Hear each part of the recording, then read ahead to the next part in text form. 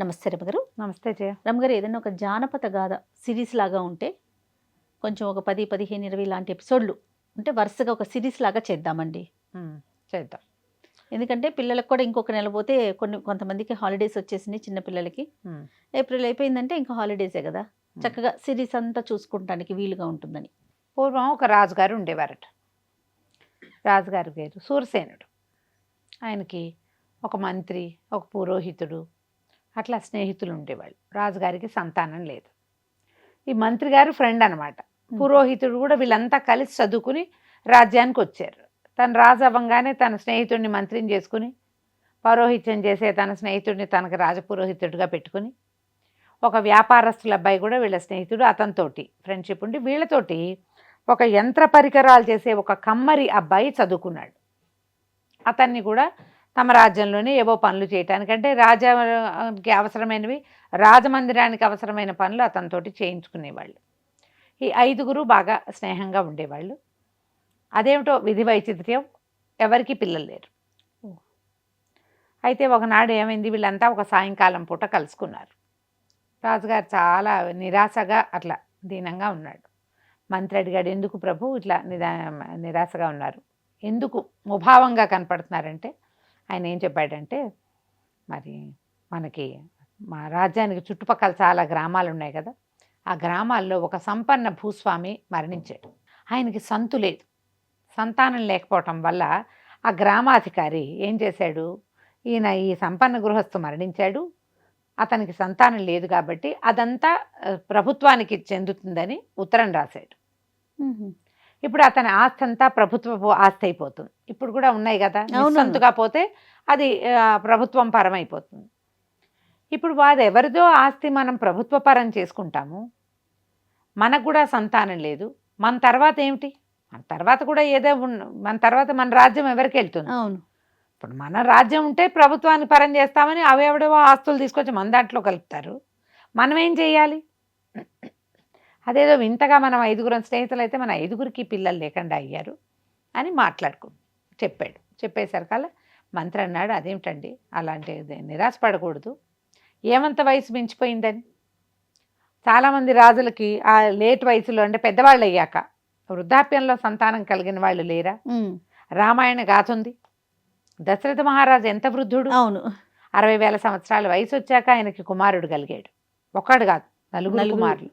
వాళ్ళు యజ్ఞం ఏదో చేశారు. మనం కూడా అట్లాంటిది ఏదైనా చేద్దాము, ఏ పూజ చేస్తే సంతానం లభిస్తుందో చూద్దాం అని బాగా ఆలోచించారు. పురోహితుడు అన్నాడు, చాలా రకాల పూజలున్నాయి, నక్షత్ర జపాలు చేయొచ్చు, రాజుగారికి సంతానం కలిగి. ఇప్పుడు ఏంటంటే ఎప్పుడైనా ఒక ఇంట్లో ఒక సంతోషం ఉందనుకో, ఒక సంతానం కలిగింది, దాన్ని చూస్తే మిగిలిన వాళ్ళందరూ సంతోషపడతారు, అందరికీ ఆ సంతోషం వస్తుంది. అట్లాగే అవును అవును. కాబట్టి మనకు అందరికీ సంతాన సాఫల్యం కలుగుతుంది, ఏదైనా పూజ అని బాగా ఆలోచించారు. ఏం వ్రతం చేయించవచ్చు, ఏం పూజ చేయించవచ్చు, ఏ నక్షత్రాలు జపం చేయాలి, దీని మీద విస్తారంగా మాట్లాడుకుంటుంటే ఆకాశంలోంచి ఒక పక్షి పైన ఎగురుతూ వెళ్తోంది. దాని కాలుతోటి అది ఒక మామిడి పండును పట్టుకుంది. ఆ పండు జారి వీళ్ళ మధ్యలో పడింది. ఆశ్చర్యపోయారు. పక్షి గీరినట్టు కనపడుతోంది. అది మంచి శీతాకాలం. సాయంకాలం వీళ్ళు 5 గంటలకు కూర్చుంటే చీకటి పడిపోతుంది. ఆ సమయంలో మామిడి పండు ఎట్టా వస్తుంది? అది పైనుంచి పక్షి గీరినట్టు తెలుస్తోంది. ఆశ్చర్యపోయారు. ఇది వేళగాని వేళ, కాలంగాని కాలంలో మామిడి పండు ఇలా రావటం ఏమిటి అని ఆలోచించుకున్నారు. ఏదో ఆ మాట ఈ మాట మాట్లాడుకున్నారు. ఇది అంటే రేర్గా జరిగేది కాబట్టి తలా ఒక ముక్క తిందామని ఒక దాసిని పిలిచి ఈ పండును గడిగి 5 ముక్కలు చేసి పట్టుకురమని 5గురు 5 ముక్కలు తిన్నారు. పంచుకున్నారు ఆ పండుని. ఎవరి దారిని వాళ్ళు. చీకటి పడేసే చలికాలం కదా, ఇళ్ళకి వెళ్ళిపోయారు. రాజుగారు అంతఃపురంలోకి వెళ్ళిపోయాడు. మంత్రి గారు తన సౌధానికి, వ్యాపారస్తుడు, కమ్మరి, తర్వాత పురోహితుడు కూడా ఎవరిళ్ళకి వాళ్ళు వెళ్ళిపోయారు. కొద్ది రోజుల్లో 5గురు భార్యలు గర్భవతులయ్యారు. 5గురికి 5గురు కుమారులు కలిగారు. కుమారులు 5గురికి కూడాను. 5గురికి కుమారులే కలిగారు. ఒక్కొక్కళ్ళకి ఒక్కొక్క కుమారుడికి ఒక్కొక్క పేరు పెట్టారు. రాజుగారి అబ్బాయి పేరు వసంతుడు, మంత్రి గారి అబ్బాయి పేరు రాముడు, పురోహితుడి కుమారుడి పేరు ప్రవరుడు, తర్వాత వ్యాపారస్తుడి కుమారుడి పేరు సాంబుడు. ఈయన ఉన్నాడు కదా కమ్మరి ఆయన, వాడి పేరు దండు అని పెట్టారు. వారప్రసాదులు. ఓహో. అట్లా ఇలా ప్రసాదంగా ఆ మామిడి పండు లభించిన వేళా విశేషం మంచిది. పురోహితుడు ఆ సమయంలో ఆయన సమయం లెక్క కట్టి, ఇది మన అదృష్ట ఫలం, మన సమయం మంచిది, అందుకే మనకి ఇది దొరికిందని చెప్పాడు. అందుకే ఆ పండు తిన్నారు. తర్వాత ఒక 3-4 నెలలకే భార్యలు గర్భవతులు అయ్యారు. ఏడాది తిరిగేసరికి కుమారులు అన్నారు. ఎంత చక్కగా తయారయ్యారో పిల్లలు. 5గురు కలిసే పెరిగారు, కలిసే చదువుకున్నారు. తండ్రుల్లాగానే ఎవరి విద్యల్లో వాళ్ళు ప్రవీణులు అయ్యారు. వ్యాపారస్తుడి కొడుకుకి వ్యాపారం వచ్చింది. తర్వాత మన కమ్మరి అయిన కొడుక్కి యంత్ర సాధనాలు చేయటం వచ్చింది. పురోహితుడి కుమారుడికి పౌరోహిత్యం, మంత్రిగారి అబ్బాయికి మంత్రాంగం, రాజుగారి అబ్బాయికి రాస విద్యలు. కానీ వీళ్ళు 5గురు ఎడబాయని జంటగా ఉండేవాళ్ళు. సరే, అందరికీ 22-23 సంవత్సరాలు రాగానే కుమారులకి వివాహాలు చేసేసి వీళ్ళకి రాజ్యం అప్పచెప్పాలి, ఈ రాజ్యంలో ఈ వ్యాపారాలు వ్యవహారాలని అప్పచెప్పాలని తండ్రులు భావించారు. భావించేసరికి వీళ్ళు ఏమనుకున్నారు, ఇప్పుడే చదువులు అవ్వగానే ఈ బాధ్యతల్లో ఎందుకు పడాలి, కొంతకాలం మనం బయట ఎక్కడైనా తిరిగి రావాలి, తిరిగి వద్దాం. చెబితే వీళ్ళు ఒప్పుకోరని 5గురు అబ్బాయిలు తమకి దొరికిన సంపదల్ని, వజ్రాలని అన్నీ మూటగట్టుకుని గుర్రాలతోటి బయలుదేరారు. 5గురు చెప్పలేదు. 5గురు చెప్పల. వీళ్ళు కలిసికట్టుగా పనిచేస్తారు. 5గురు దేశాటన కోసం బయలుదేరారు. 1 సంవత్సరం 2 ఏళ్ళు తిరిగి వద్దాం, మనకు కూడా రాజ్యంలో ఆనుపానులు, బయట రాజ్యాల్లో బయట దేశాల్లో ఏమున్నాయో అది మన దేశంలో ఏం ఇంప్లిమెంట్ చేయాలో తెలుస్తుంది, ఏం చేయకూడదో తెలుస్తుంది. కొంచెం ప్రపంచం చూడడం కోసం. పట్టాభిషేకం చేసుకున్నాక పంపరు, అవును, ముందే వెళ్ళాలి. అందుకని 5గురు బయలుదేరి వెళ్ళిపోయారు. వీళ్ళు వెళ్ళి రకరకాల ఆ ఊళ్ళు ఈ ఊళ్ళు చూసుకుంటూ, వీళ్ళ దగ్గర ధనం ఉంది, తెలివిగల వాళ్ళు, ఎక్కడ ధనం అపహరణకు గురవటాలు అట్లా ఏం జరగల. 5 గుర్రాలతోటి బయలుదేరి వెళ్తూ వెళ్ళారు. వెళ్తే ఏమైంది, వీళ్ళు ఒక రాజ్యాన్ని చేరుకున్నారు. ఊళ్ళోకి వెళ్ళేసరికల్లా సైనికులు ఎవరో కనపడ్డారు. ఇదేమిటి ఇట పడుకునే వేళ తిరుగుతున్నారు మీరు, ఇట్లా తిరగకూడదని చెప్పారు సైనికులు. ఇదేం పడుకునే వేళ, పట్టపగలు అంటే ఆ సైనికుడు చెప్పాడు, పట్టపగలు అనకూడదు, ఇది పగలు కాదు, ఇది రాత్రి, పడుకోవాలంటాడు. మీరు నిద్రించే సమయం, నిద్రలో మీరందరూ నిద్రపోతుంటే మేము గస్తీ తిరుగుతున్నాం, కాబట్టి మీరు నిద్రించాలి, గుర్రాలు వేసుకుని తిరగడానికి వీల్లేదు. తెలబడి ఇదేమిటి పట్టపగలు ఫెలఫెల్లాడిపోతుంది ఎండ, ఇప్పుడు పడుకోవటం ఏంటి. అప్పుడు వాళ్ళకి తెలిసింది, ఊరు నిశ్శబ్దంగా ఉంది, ఆ రాజ్యం అంతా అందరూ పడుకొని ఉన్నారు, వీళ్ళు కేవలం గస్తీ తిరుగుతున్నారు అంతే. అదేమిటి మీ రాజుకు తెలియదంటే రాజుగారికి పేరు ఎత్తకూడదు. సరే, ఏదైనా సత్రం ఉందో చెప్పి అది మా పూచి కాదు, మీరే వెతుక్కోండి. ఏం చేయాలో తెలియలే. అసలు ఏ ఇంటికి తలుపు తెరిచి లేదు, అన్ని తలుపులు వేసేసి ఉన్నాయి. ఏమిటో చూద్దామని కొంచెం అటు ఇటు తిరిగి, ఒరే మన దగ్గర ఉన్న ఆహారం తిని ఎక్కడైనా పడుకుందాము అని చెప్పి ఏం చేశారు వీళ్ళు, వచ్చే దారిలో ఏవో అవి ఇవి కొన్నారు, పళ్ళు ఫలాలు కొన్నారు, తిండి పదార్థాలు కొన్ని తెచ్చుకున్నారు, తినేసి ఒక ఇంటి అరుగు మీద విశ్రాంతి తీసుకున్నారు. 5గురు తలా పక్కన పడుకున్నారు. ముందు నిద్ర రాదు, పట్టపగల ఏం నిద్ర వస్తుంది. అయితే ఏమిది, ఇప్పుడు ప్రయాణాల్లో ఉన్నారు కదా కొన్ని రోజులుగా, కొంచెం అలసటగానే ఉంది. ఏదో అరుగుల మీద పడుకునేసరికి చల్లగా ఏదో కొంత నిద్ర పట్టింది. సాయంకాలం వీళ్ళకి మెలకు వచ్చేసరికి అన్ని తలుపులు తెరుచుకున్నాయి. ఊళ్ళో జనమంతా బయటకు వచ్చారు, కొంతమంది పొలాలు వెళ్తున్నారు. సాయంకాలం అయ్యేసరికి దీపాలు పుచ్చుకుని నడుస్తున్నారు. ఇళ్లల్లో పనులు అవుతున్నాయి, వంటలు మొదలు పెట్టుకున్నారు. కొంతమంది పొలాలు, కొంతమంది వ్యాపారాలు, కొంతమంది ఉద్యోగాలు. చిన్నపిల్లలు బళ్ళకి వెళ్తున్నారు, కొంతమంది పిల్లలు బయట ఆడుకుంటున్నారు. వీటికి అర్థం కాల. చీకటి పడిన కొందికి పనులు ఉద్రేకం పెరిగిపోయింది. పట్టపగలు తిరిగినట్టుగా రాత్రి వేళ తిరుగుతున్నారు జనం. ఏమిట్రా వీడి తమాషా, వీళ్ళు ఏమిటి ఇలా ఉన్నారు, వీళ్ళు పగలేమో నిద్రపోతారు, రాత్రేమో తిరుగుతారు, పనులు చేసుకుంటున్నారు. పైగా అసలు చాలా సహజంగా మామూలుగా ఉన్నారు. ఎక్కడ అలసట అలా ఏం కనిపించట్లేదు, ఎవరు ఆవలించట్లేదు, ఒకళ్ళకి నిద్రమొహం లేదు. బాగుంది రమ్మగారు, బాగుందిగా, వెరైటీగా. సరే ఏమిట్రా అని ఒక గ్రామస్తుడిని పట్టుకున్నారు. సత్రాలు అవి ఎక్కడన్నాయో చూసుకుని ఓ సత్రం పట్టుకుని సత్రానికి వెళ్ళారు. వాళ్ళు కూడా రెడ్డి స్నానం చేయండి అంటే రాత్రి 9 గంటలకి స్నానాలు చేస్తారు. వేడి నీళ్ళు పెట్టారు, స్నానాలు చేశారు. ఆ సత్రం వాడిని పట్టుకున్నారు. ఏమిటైనా మీ సంగతి. మా రాజుగారు ఒక విచిత్రమైన రాజు. ఆయన పేరు కానీనుడు. అయితే ఆయనకి సుబుద్ధి కుబుద్ధి అని 2 మంత్రులు ఉన్నారు. సుబుద్ధి తెలివైన వాడే, కానీ కుబుద్ధి అదొక విచిత్రమైన ఆలోచనలు. రాజుగారు నందంటే నంది, పందంటే పంది అంటాడు. ఈ కానీనుడికి ప్రపంచమంతా చేసే పని ఆయనకు నచ్చదు. ఏదో కొత్తగా చేయాలని ఉంటుంది. ఆయనకి ఏమనిపించింది, మనం ఆహారము నిద్ర ఈ రెండిటి వల్లే కదా రాత్రి పగలు నిర్ణయించబడ్డాయి. పగలు ఆహార సంపాదన చేయాలి, ఆహారం తినాలి, రాత్రి నిద్రపోవాలి. మనం ఎందుకు చేయాలి ఈ ఆహార సంపాదన? ఆహారం కోసం చేయవలసిన పనులు అంటే పొలం పనులు, వ్యవసాయ పనులు కాకపోతే ఈ పనులు రకరకాల వస్తువులు తయారు చేయటాలు, వ్యాపారం, అది రాత్రి చేద్దాం. రాత్రి పడుకునేది పగలు పడుకుంటే సరిపోతుంది. ప్రయత్నం చేద్దామన్నాడు. సుబుద్ధి తప్పు అట్లా చేయకూడదు. సూర్యుడితో పాటు రోజు నడుస్తుంది, అట్లా పనికిరాదంటే రాజుగారు సుబుద్ధిని ఉద్యోగం నుంచి పీకేశాడు, పక్కన పడేశాడు. కుబుద్ధి అన్నాడు, ఎంతో బాగుంది, ప్రపంచం అంతా ఒకలా ఉంటే మన దారిని మనం ఉంటాం. పేరుకు తగ్గవాడు. ఆ కుబుద్ధి ప్రోత్సాహంతో రాజు ఈ పని మొదలుపెట్టాడు. ఇప్పటికి 6-7 సంవత్సరాలుగా ఇదే చేస్తున్నారు వీళ్ళు. ఈ రాజ్యం అంతా ఇంతే. ఇక్కడికి ఎవరొచ్చినా ఇలాగే చావాలి. మొదట 2 ఏళ్ళు చాలా కష్టపడ్డారు ప్రజలు. ఇప్పుడు అలవాటు పడ్డారు.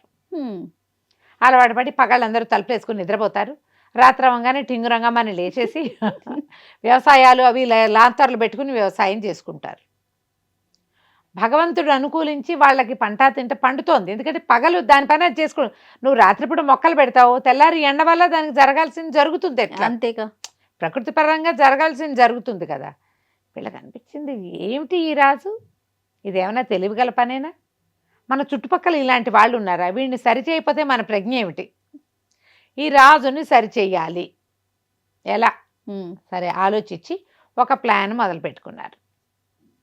ఏమని వెళ్ళారు రాజుగారి దగ్గరికి, మేము కాశ్మీర దేశానికి చెందినటువంటి పద్మశాలీలం 5. మేము అత్యద్భుతమైన వస్త్రాలు నేస్తాం. 6 నెలలు పడుతుంది అది. ఒక పంచా ఉత్తరీయము, ఒక చీర, రవిక, ఉపరి వస్త్రము, ఈ 4 వస్త్రాలకి 6 నెలలు పడుతుంది. 6 నెలల్లో మేము నేసినటువంటి వస్త్రాలు ఎలాంటివంటే దేవతాంశ కలిగిన వస్త్రాలు. అవి ఆసక్తి ఉన్నవాళ్ళు మాతో చేయించుకుంటారు. మేము మా రాజ్యంలో ఏవో విపత్కర పరిస్థితులు వచ్చి బయటకు వచ్చేసాం. కాశ్మీరంలో ఇప్పుడు మేము ఉండట్లా, బయటకు వచ్చేసాం. ఏ రాజ్యం వాళ్ళు మాకు సమయం ఇచ్చి, డబ్బిచ్చి, ఇల్లు ఇచ్చి చేస్తారో వాళ్ళకి ఇవి వేసిస్తాం. ఆ వస్త్రాలు కట్టుకుంటే ఇక వాళ్ళు చిరంజీవులుగా ఉండిపోతారు. నో మరణం. మరణం అంటే చచ్చిపోతారేమో, కానీ వాళ్ళ పేరు ప్రజ్ఞ ప్రపంచానికి బాగా తెలుస్తుంది, గుర్తింపబడతారు. ఆ పని చేయటానికి వచ్చాం. మీకు ఆసక్తి ఉంటే డబ్బులు ఇవ్వండి, ఇల్లు ఇవ్వండి, వాకిలు ఇవ్వండి, సమయం ఇవ్వండి అని చెప్పారు. రాజు బాగా ఆలోచించుకున్నాడు. మనకి పేరు ప్రఖ్యాతే కదా ఎవరికైనా కావాల్సింది. వెధవ జీవితం శాశ్వతమా? కాదు. పేరు ప్రఖ్యాతి తర్వాత కొత్తగా ఎవ్వరూ చేయండి. మామూలుగా బట్టలే ఉంది, పంచ నేయటానికి కూర్చుంటే పొద్దున మొదలుపెట్టి సాయంత్రానికి అయిపోతుంది. 6 నెలలు పట్టే వస్త్రాన్ని కట్టుకోవడం అంటే సామాన్యమా? అది ఎంత గొప్పదై ఉంటుంది. అదేమిటో చూద్దాం అనుకున్నాడు. కుబుద్ధి కూడా దాన్ని ఎంకరేజ్ చేశారు. అయితే వీళ్ళు దానికి ఒక ప్రత్యేకమైన క్లాజు చెప్పారు. సరే వస్త్రాలు నేస్తామని రాజుగారిని ఒప్పించారు. రాజుగారికి ఏం చెప్పారంటే, మా వస్త్రాలు ఎలాంటి మహిమాన్వితమైనవంటే వ్యభిచార దోషంతో పుట్టిన వాళ్ళకి కనపడవి, మిగిలిన వాళ్ళందరూ వీటిని చూడగలరు. అంటే వ్యభిచార దోషంతో తల్లి క్యారెక్టర్ సరైంది కాని వాళ్ళకి కనపడవు, మిగిలిన వాళ్ళు వీటిని చూడగలుగుతారు, ఎందుకంటే ఇవి చాలా మహిమగలవి అనగానే రాజు ఒప్పుకున్నాడు. అంత అద్భుతమైనవి మనం చేయాల్సిందే కదా. కానీనుడు ఒప్పుకున్నాడు. సరేనన్నాడు. మీకు కావాల్సిన డబ్బులు ఇస్తామన్నారు. ఒక పెద్ద బిల్డింగ్ ఇచ్చారు, బోల్డంత డబ్బు ఇచ్చారు. హాయిగా వీళ్ళు కొన్ని రోజులు ప్రయాణం చేసి ఇక్కడికి వచ్చారు. ఒక నెలన్నర పాటు విందులు వినోదాలు బ్రహ్మాండంగా ఆ ఊళ్ళో ఉన్న రకరకాల అన్ని ప్లేసులు చూశారు. 5 ఉన్నారు కాబట్టి హాయిగా ఆడుకున్నారు, పాడుకున్నారు. పని వాళ్ళని పెట్టుకుని వాళ్ళు ఏం చేస్తున్నారో ఎవరికీ తెలీదు. సరే రాజుకి నెలన్నర గడిచింది. బోల్ డబ్బు ఇచ్చాము, వీళ్ళు ఏం చేస్తున్నారో చూడమని ఒక గ్రామ పెద్దలిద్దరిని పంపించారు. ఆ ఊరు తాలూకు జనాల్లో చాలామంది ఉంటారుగా, అందులో ఒక కారణము గారు, ఒక కాపు, అంటే మన పొలం పనులు చేయించే పెద్ద కాపు అంటారు ఆయన్ని, కులం కాదు అది. ఆ కాపు కారణం ఇద్దరు వచ్చారు. వచ్చాక వాళ్ళు వచ్చామని కబురు రంగానే వీళ్ళు 5గురు ఏవో ఆడుకుంటూ పాడుకుంటూ ఉన్న వాళ్ళు చకచకా కూర్చున్నారు. ఒకళ్ళేమో ఇట్లా దారం తిప్పుతున్నారు, ఇంకొకడేమో ఇట్లా లాగుతున్నాడు, ఇంకొకడేమో ఇట్లా చేసి వస్త్రాలు నేసేటప్పుడు ఎట్లా చేస్తారు, సేమ్ మగ్గాలు ఉన్నాయి, మగ్గం ఉంది, మగ్గాలు కొన్నారుగా, ఆ. రాజు పంపించాడు కొత్త కొత్త మగ్గాలు చేయించు. మరి వాడు దాన్ని ఇట్లా లాగుతున్నాడు, అక్కడ ఏం లేదు, అదే టక్కు టక్కు అంటోంది. ఒకడు దారాలు, అక్కడి నుంచి ఇంకొకడేమో దీనికి ఏదో దారం పెట్టి తిప్పుతున్నాడు. తిప్పేసరికల్లా వీళ్ళు లోపలికి వచ్చారు. లోపల రాగానే వీళ్ళు తెల్లబోయారు. చూస్తే ఏమీ లేదు ఇక్కడ, ఏమనాలో అర్థం కాల. వాళ్ళకి ముందే తెలుసు. ఇక ఇక్కడ కూర్చున్న వసంతుడు ప్రవరుడు ఉన్నారుగా కుర్రాళ్ళు, వసంతుడు అన్నట్టు చూసారండి, ఇలాంటి వస్త్రం ఎక్కడైనా చూసారా మీరు, పట్టు ఎందుకు పనికి వస్తుందండి, దీని ముందు ముట్టుకుని చూడండి అని ఇట్లా ఇచ్చాడు చేతికి. ఏమీ లేదు ఆ చేతిలో. వీడు ఇటా ఇటా అన్నారు. ఏమనాలో అర్థం కావట్లేదు. ఇప్పుడు మాకు ఏది ఇక్కడ అని అడిగితే వెంటనే మీ అమ్మ సరైంది కాదు అనేది వచ్చేస్తుంది. తన తల్లి సరైంది కాదు, అయ్యో రామ్మ మా అమ్మ సరైంది కాదు, అందుకే నాకు కనపట్టలేదు అని కరణం గారు ఎరా బాగున్నాయి కదరా అని కాపుని అడిగాడు. ఆయనకి కనిపించట్లా, అక్కడ ఉంటే కదా ఉంటేగా. ఆయన ఏమనుకున్నాడు, అమ్మో కరణం గారికి కనపడుతోంది, నాకు కానీ కనిపించట్లేదని అనుకుంటాడేమోనని. ఎంత బాగుందండి, ఏమి రంగండి, పట్టెందుకు సరిపోతుంది అయ్యగారు దీని ముందు అన్నాడు. వీళ్ళు ఈ దారం చూడండి ఎంత సన్నగా ఉందో చూడండి, వస్త్రం చూసారా పావుసా పైన అయిపోయింది, సగం అయిపోయింది, అసలు దివారాత్రాలు కష్టపడి పనిచేస్తే ఇంత మటుకు వచ్చింది, దీని సొగసు ఇంత అంతా కాదు, ఇది కట్టుకున్నాక అసలు రాజుగారు దేవేంద్ర భోగం అనుభవిస్తాడు అంతేను అన్నారు. వీళ్ళిద్దరూ తెల్ల మొహాలు వేసుకుని బయటికి మాత్రం బ్రైట్గా మొహాలు పెట్టుకుని బయటకు వచ్చారు. ఇప్పుడు రాజుకి చెప్పాలి. ఇద్దరు పోయి రాజుకి అద్భుతంగా ఉంది వస్త్రం అన్నారు. కనపడలేదని చెప్తే కొంప మునిగిపోతుంది. అవును కదా, ఎవరైనా సరే దీన్ని బయట పెట్టుకుంటారా? కాముగా ఉన్నారు. రాజుగారు ఇంకా ఉద్రేకపడిపోయాడు, ఎప్పుడు చూస్తామని. ఇంకో 2 నెలలు గడిచింది. మొత్తం మీద 3 నెలలు నిండిన తర్వాత రాజుకి కబురు చేశారు, వస్త్రాలు తయారైనాయి, ఈ వస్త్రాలు కట్టుకుని మీ ఇద్దరు భార్యాభర్త కలిసి ఉంటే మీకు అద్భుతమైన కుమారుడు కలుగుతాడు, కాబట్టి మీరు చక్కగా భద్రగజం మీద ఊరేగింపుగా బయలుదేరి దేవాలయానికి వెళ్ళి అర్చనలు చేయించుకుని బాగా ఇతోధికంగా దానాలు అవి చేసి ఊరేగింపుగా వస్తే మేము వస్త్రాలు కట్టిస్తాం, ఆ వస్త్రాలు కట్టుకుని ఊరేగింపుగా వెళ్ళిపోవచ్చు అంతఃపురానికి అని చెప్పారు. కోటకు వెళ్ళిపోవచ్చు. రాజు రాణి కూడా సరే, రాజుగారు రాణిగారు భద్రగజం మీద ఊరేక్కుంటూ వచ్చారు. మరి రాజు అన్నాడు, ఇంత అద్భుతమైనది చేసేటప్పుడు మీరందరూ ఉండకపోతే ఎట్లాగా? మంత్రి సామంత దండనాయక సైన్యాధిపతి సమస్తమైన గుంపు అందరినీ పిలుచుకొచ్చాడు. గుంపంతా పోయారు గుళ్ళోకి, అదంతా బయటకు వచ్చారు. వచ్చి ఈ వరప్రసాదులకు ఇచ్చిన బిల్డింగ్ దగ్గర ఆగారు. అందరూ లోపలికి వెళ్ళారు. రాజు రాణికి ఒక మంచి కుర్చీలు వేసి కూర్చోబెట్టారు. 2 పళ్ళేలు పుచ్చుకొచ్చారు. వసంతుడు దండు ఇద్దరు కలిసి ఏర్పెట్టారు. ఇదిగోండి వస్త్రాలు అన్నారు. రాజుగారు చూస్తున్నారు, ఆయన కనిపించట్లేదు, ఏమీ లేదు అందులో. వస్త్రమేది అందామంటే భయం వేసింది. రాణి కేసు చూశాడు. రాణిగారు ఆవిడకి కూడా ఏం కనపడలా. మా అమ్మ ఏమైనా సరైంది కాదా, ఆవిడకి ఏదైనా సమస్య వచ్చిందేమో మా నాన్నగారితోటి అని అనుకుని కామ్గా ఊరుకుంది. ఈయన రాణి మొహంలో ఎక్స్ప్రెషన్ ఏం కనపడిపోయేసరికి, అంటే కామ్గా చూస్తోంది కదా. రాజు అన్నాడు, ఆహాహా వస్త్రాలు ఎంతో బాగున్నాయి కదా రాణి అంటే, అవును ప్రభు, మీలాంటి వాళ్ళు కట్టుకోదగిన వస్త్రాలు ఇవి, ఎందుకంటే మీరు పగటిని రాత్రిగా రాత్రిని పగలుగా మార్చారు మీరు, మీలాంటి వాళ్ళు మీలాంటి వాళ్ళు కట్టుకోవాల్సిన వస్త్రాలు కదా ఇవి అనేసరికి రాజు, అమ్మ రాణి కనపడుతోంది, నాకు కనపడలేదు. అంటే ఈ రాచకోటల్లో ఇలాంటివి ఏవేవో జరుగుతాయి, అయ్యో మా తండ్రి కాదా, అయ్యో అని ఆయన లోపల పిసికేసుకుంటున్నాడు, ఏం చేయాలో తెలియటం లేదు. ఊరుకున్నాడు, కానీ ఎక్స్ప్రెషన్ ఇవ్వకూడదు బయటికి. రాణిగారు, అయ్యో మా అమ్మకి ఏదో సమస్య ఉంటుంది అందుకే ఇలా అయింది, ఈయన చక్కగా ఆనందిస్తున్నాడు అంటే ఈయన కనపడుతున్నట్టు కదా. సరే, ఈ లోపల వసంతుడు ఏం చేశాడు, ఆ పళ్ళెంలోంచి ఇట వస్త్రం పైకి తీసినట్టు యాక్షన్ చేశాడు. తర్వాత దాన్ని ఇట్ట తీసాడు, దులిపాడు, కుర్చీలు పెట్టి రాజుగారికి పంచ కట్టించడానికి సిద్ధపడ్డాడు. మీ వస్త్రాలు తీస్తే ఇవి నేను కడతానన్నాడు. రాజుగారు చక్కగా పైన వస్త్రం కూడా తీసి పక్కన పెట్టి పంచ కట్టుకోవాలంటే ఏముంది, నుంచోవాలి. సరే, వస్త్రం కట్టుకున్నారు. ఆయన అదృష్టం బాగుండి లో వస్త్రం మాత్రం ఉన్నది. అయిందా, వస్త్రం కట్టారు. ఈ లోపల దాసి ఒక ఆవిడ వచ్చింది. ఈ దాసికి ముందే ఏర్పాటు చేసి పెట్టుకున్నారు రాణిగారి వస్త్రం కట్టించడానికి. ఈ 2వ పళ్ళెం మోసుకెళ్ళింది, రాణిగారిని లోపల తీసుకెళ్ళింది అభ్యంతర మందిరంలోకి. ఆవిడ కూడా చక్కగా వస్త్రాలు ఊడదీసి చీర కట్టింది, నటించింది. అక్కడి నుంచి స్తనవల్కలం దానికి ఏమిటంటే వీళ్ళ వెనక్కి కట్టడానికి బ్లౌజ్ కాకుండా అప్పట్లో బ్లౌజులు ఉండేవి కాదు కదా, అదే. సింగిల్ క్లాత్లే వస్త్రం అది కట్టింది, ఇది వేసింది.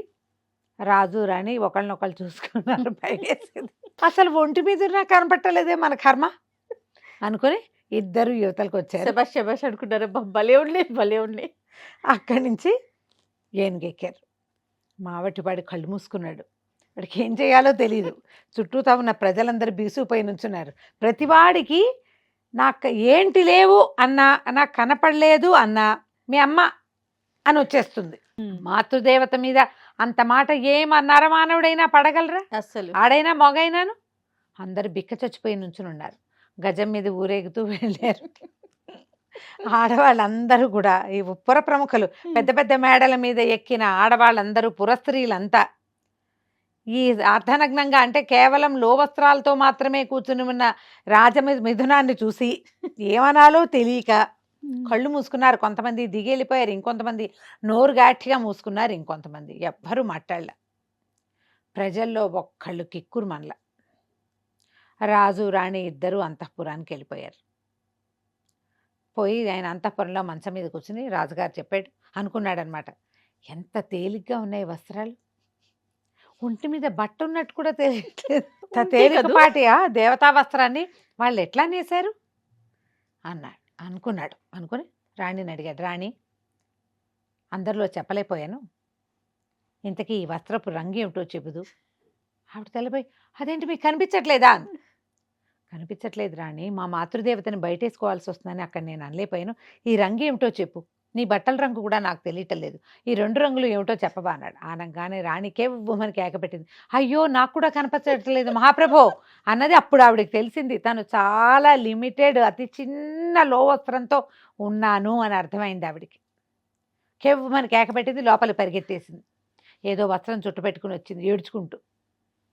బయటకు వచ్చేసరికి రాజుకు ఒక డౌట్ వచ్చింది, ఏమిటి మా ఇద్దరికీ ఇలాంటిది ఎందుకు జరిగింది? ఇప్పుడు మొదట ఎవరైతే వస్త్రాలు చూసామని 3 సార్లు 4 సార్లు ఇన్స్పెక్షన్కి పంపారు కదా, ప్రతి ఇన్స్పెక్టరు అద్భుతం అన్నాడు, అందరినీ పిలిచాడు. చంపేస్తాను నిజం చెప్పకపోతే. ఎవరైనా దేవతా వస్త్రాలని కళ్ళతో చూసిన వాళ్ళు ఉన్నారా అంటే ప్రతివాడు నేల చూపులు చూస్తున్నారు. ఒక్కోడు మేము చూడలేదు ప్రభు అన్నారు. 8 మంది మేము చూడలేదు అనగానే ఒకళ్ళనొకళ్ళు చూసుకుంటే ముందు మీ అమ్మ అంటే మా అమ్మ అని అనుకోవడం కాదు. ఏమిటిది, ఎవరికీ కనపడకుండా ఉంటుందా? ఎవడు మన దేశంలోనే లేరా పతివ్రతలు?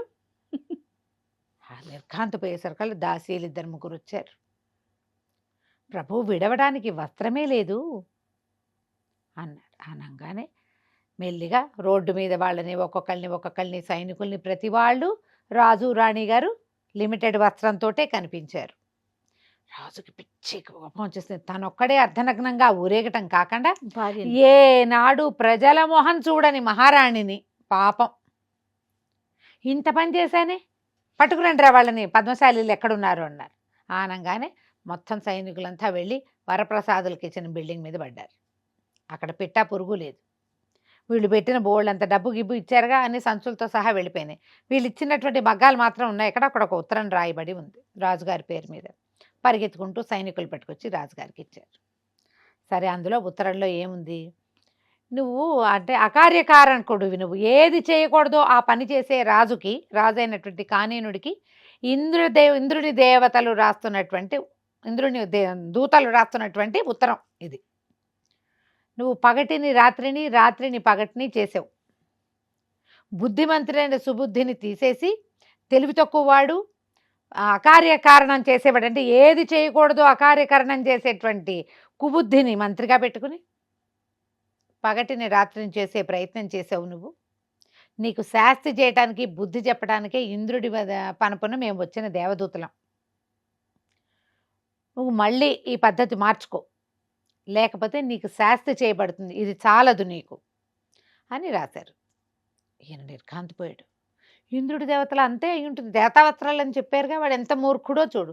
ఇది మనుషుల పని అని అనుకోలే. ఇప్పటికీ కూడా అనుకోకుండా అమ్మ ఇంద్రుడితోటి మనకు వైరం ఎందుకని కుబుద్ధిని ఊళ్ళో నుంచి బయటికి పంపించేసి సుబుద్ధి ఎక్కడన్నాడో వెతకండి రా అని ఆ రెండో పేద మంత్రి గారిని పిలిపించుకుని ఆయన చెప్పిన ప్రకారంగా రాజ్యాన్ని మళ్ళీ రాత్రి పగలుగా మామూలుగా మార్చుకుని జాగ్రత్తగా ప్రజారంజకంగా రాజ్యం చేశాడు. ఈ దేవతా వస్త్రాల కథ మనం ఎన్ని చోట్ల ఎన్ని విధాలుగా వింటాము. అవును. రోడ్డు మీద ఉన్న పిల్లాడే ఒకటి చెప్పేశాడని ఒక కథ ఒకటి వింటాం. మ్మ్. ఇది మనకి పాతకాలపు కథలు ఈ కథ చెప్తారు, రాజే స్వయంగా తెలుసుకున్నాడు అని. సరే ఇలా వెళ్ళిపోయారు వీళ్ళు వరప్రసాదులు. ఇక్కడి నుంచి బయటికి వెళ్ళిపోయాక ఉత్తర దిక్కుగా బయలుదేరి వెళ్ళారు. వెళ్ళేసరికల్లా వాళ్ళకి ఎంత పెద్దదోగా ఉన్నటువంటి ఒక మర్రి చెట్టు కనపడింది. మ్మ్. అది విచిత్రంగా 5 పక్కలకి శాఖలు, 4 పక్కలకి శాఖలు విస్తరించి ఉంది. 4 దిక్కులకి 4. సరే ఆ చెట్టు కింద కూర్చుంటే కాదు ఇట్లా దారిలాగా వైపులాగా వెళ్తున్నాయి ఏమిటి ఈ శాఖలు ఈ చెట్టు అని బాగా ఆలోచించి ఆ పూట అక్కడ విశ్రాంతి తీసుకున్నారు. ఏదో తిన్నారు. ఖాళీగా ఉన్న తర్వాత ఏమనుకున్నారు, ఈ చెట్టు పట్టుకుని వెళ్తే అక్కడ ఏం కనపడుతుందో చూద్దాం అనుకున్నారు. గుర్రాలు ఉన్నాయి వీళ్ళ దగ్గర. సరే ఏమన్నారు, ఈ గుర్రాలను ఇక్కడ వదిలిపెడదాం, దండుడు ఇక్కడ కాపలా ఉంటాడు, మ్మ్. మనం నలుగురం 4 పక్కలకి వెళ్దాం అని చెప్పి వసంతుడు, ప్రవరుడు, వారాగద, రాముడు, వీళ్ళు ఎవరిది సాంబుడు, నలుగురు 4 పక్కలకి వెళ్ళిపోయారు. ఒకడిని ఇక్కడ ఉంచారు. వాడు ఆ గుర్రాలు పెట్టుకుని అక్కడ ఉన్నాడు. ఇది చివరి దాకా వెళ్ళి అక్కడ ఏమున్నాయో వింతలు విడ్డూరాలు విశేషాలు ఏమేమి ఉన్నాయో చూసి వెనక్కి వచ్చి మళ్ళీ చెప్పుకోవాలి. మ్మ్. అదే ప్లేస్కి రావాలి. అదే ప్లేస్కి రావాలి. మళ్ళీ ఆమె మర్రి చెట్టు కొమ్మ పట్టుకుని వెనక్కి వచ్చేలాగా అని చెప్పి మాట్లాడుకున్నారు. అందరూ తలా ఒక దిక్కు వెళ్ళిపోయారు. రాజుగారి కుమారుడైన వసంతుడు వెళ్ళింది ఒక దిక్కు, ఒకవైపుకు వెళ్ళాడు. వెళ్ళగా వెళ్ళగా వెళ్ళగా క్రమంగా ఏమైంది, ఆ చెట్టు మీద నుంచి చెట్టు మీదకి ఎక్కి కొమ్మ మీద నడుచుకుంటూ పోయారనమాట. అసలు దారి కూడా చిన్నదైపోయింది, అతి సన్నగా ఉంది. పాక్కుంటూ కూడా వెళ్ళాల్సి వస్తుంది. ఆ చెట్టు కొమ్మ చివరి దాకా వెళ్ళి ఆ కొమ్మ దిగాడు అతను. దిగితే అక్కడ పెట్ట పురుగు మనిషి ఎవ్వరు లేరు, ఏమీ లేదు అక్కడ. కానీ ఒక పెద్ద భవనం ఉంది, ఎంత పెద్దదో. తర్వాత సముద్ర తీరము కనపడుతుంది, బీచ్లో ఉందన్నమాట. ఓహో. ఇక ఇతను ఏం చేశాడు, మెల్లిగా దిగి ఆ బీచ్ వెంబడి నడుచుకుంటూ దూరంగా కనపడుతున్నటువంటి ఆ భవనం వైపుకి వెళ్ళాడు. వెళ్తే నడవగా బిల్డింగ్లో కూడా ఎక్కడ మనిషి పొలకువ లేదు. అతను తలుపు తోసుకుని లోపలికి వెళ్ళాడు. వెళ్తే లోపల భవనం లోపలికి వెళ్ళిపోయి హాల్ లోపల అవన్నీ దాటి వెళ్ళాక ఒక పెద్ద కిటికీ, అక్కడ ఒక హంసతూలికా తల్పం లాంటి ఒక తల్పం, ఒక ఉయ్యాల, బంగారు ఉయ్యాల, అవి కనపడ్డాయి. అందులో ఒక అందమైన అమ్మాయి కనిపించింది. ఆ అమ్మాయి ఆశ్చర్యపోయింది. అది రెండో మనిషిని చూశారు కదా ఆ పిల్ల, మ్మ్. ఒక్కతే ఉంటుంది ఎప్పటి నుంచో. ఆ అమ్మాయి ఆశ్చర్యపోయి నువ్వెవరు ఏమిటి అని కనుక్కుంది.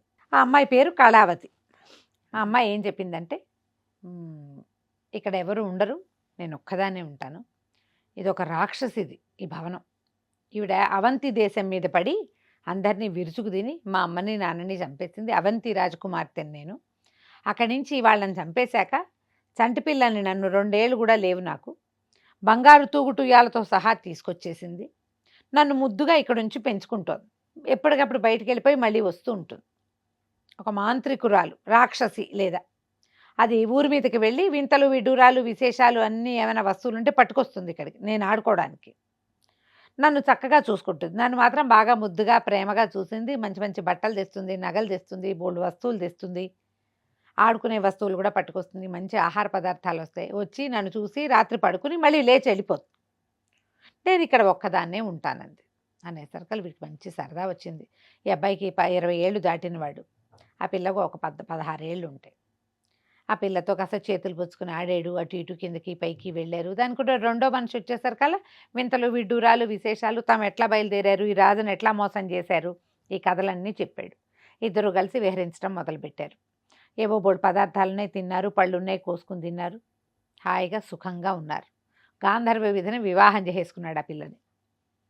కొద్ది రోజులు గడిచేసరికల్లా మా అమ్మ వస్తుంది, నిన్ను ఉడుముగా చేసి ఇక్కడ దాచిపెడతా, నువ్వు గోడను పట్టుకుని ఉండు, మా అమ్మ వెళ్ళేదాకా నువ్వు కనపడద్దు అని చెప్పింది.